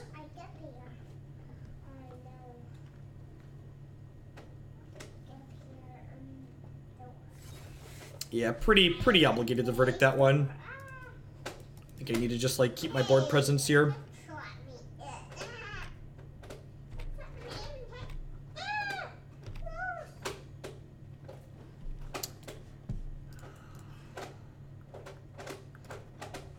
This Mordrom's Gifts might have been wrong to board in just because they have so much void removal. Okay, there's a Painstoke Sister with this. It doesn't really do anything for me though. And again, what someone mentioned in chat earlier about me getting the second blood instead of the sapphire, the second ruby, like, this is my 7th resource. So, like, if I draw a Sabretooth now, I can't currently play it out because of the way I sequenced my resources earlier in this game. So things like that really, really matter. I'm gonna attack with this. I think this is fine, get a little pressure going. That's true, we do need an excuse to use the Hookah Loud emote.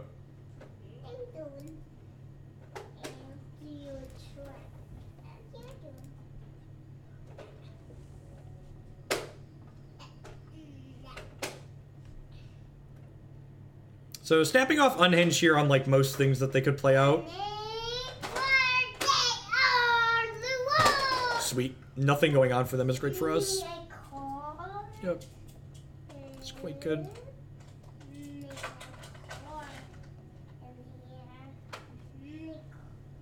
Ding ding ding. I think I'm just binning. I think I'm binning this Mordrom's Gift.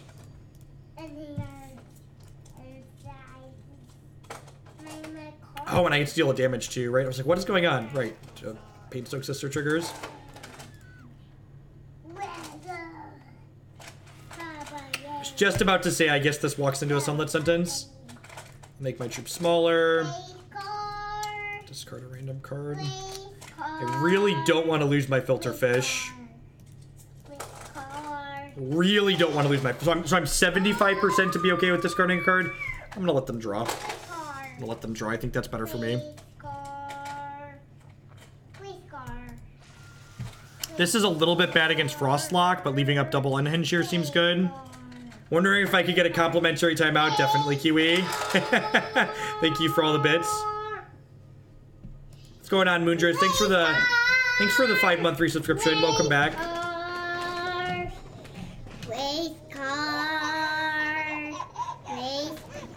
Race car.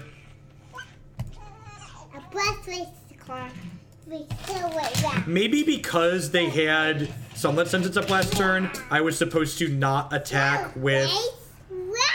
I was supposed to not attack with the 4/4.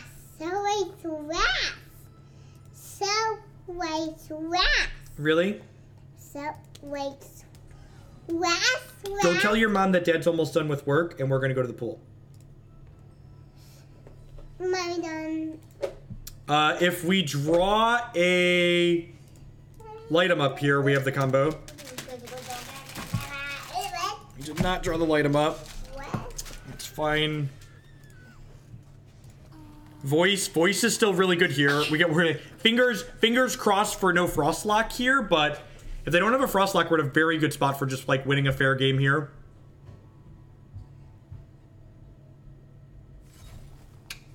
It's really unfortunate.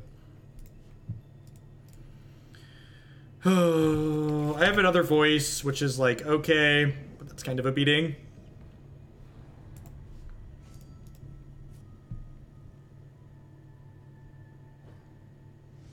Hopefully we can play this, and they could not have removal for it.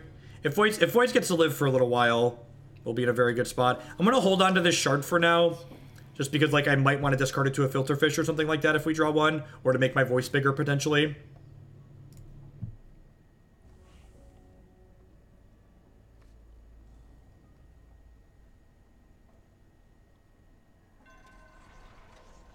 If you play a Resource Verdict, that's pretty good. Yep.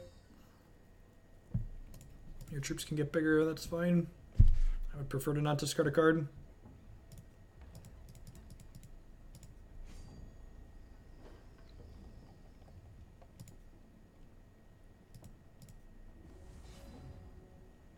Light 'em up! Light 'em up! Light 'em up! Yeah! Yahtzee!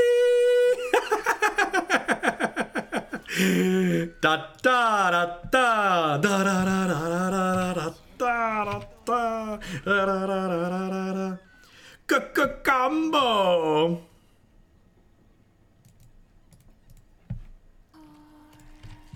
Oops, I did it again. We pinged your face We lit you up. Do do do do do do do do do do do do do do do do.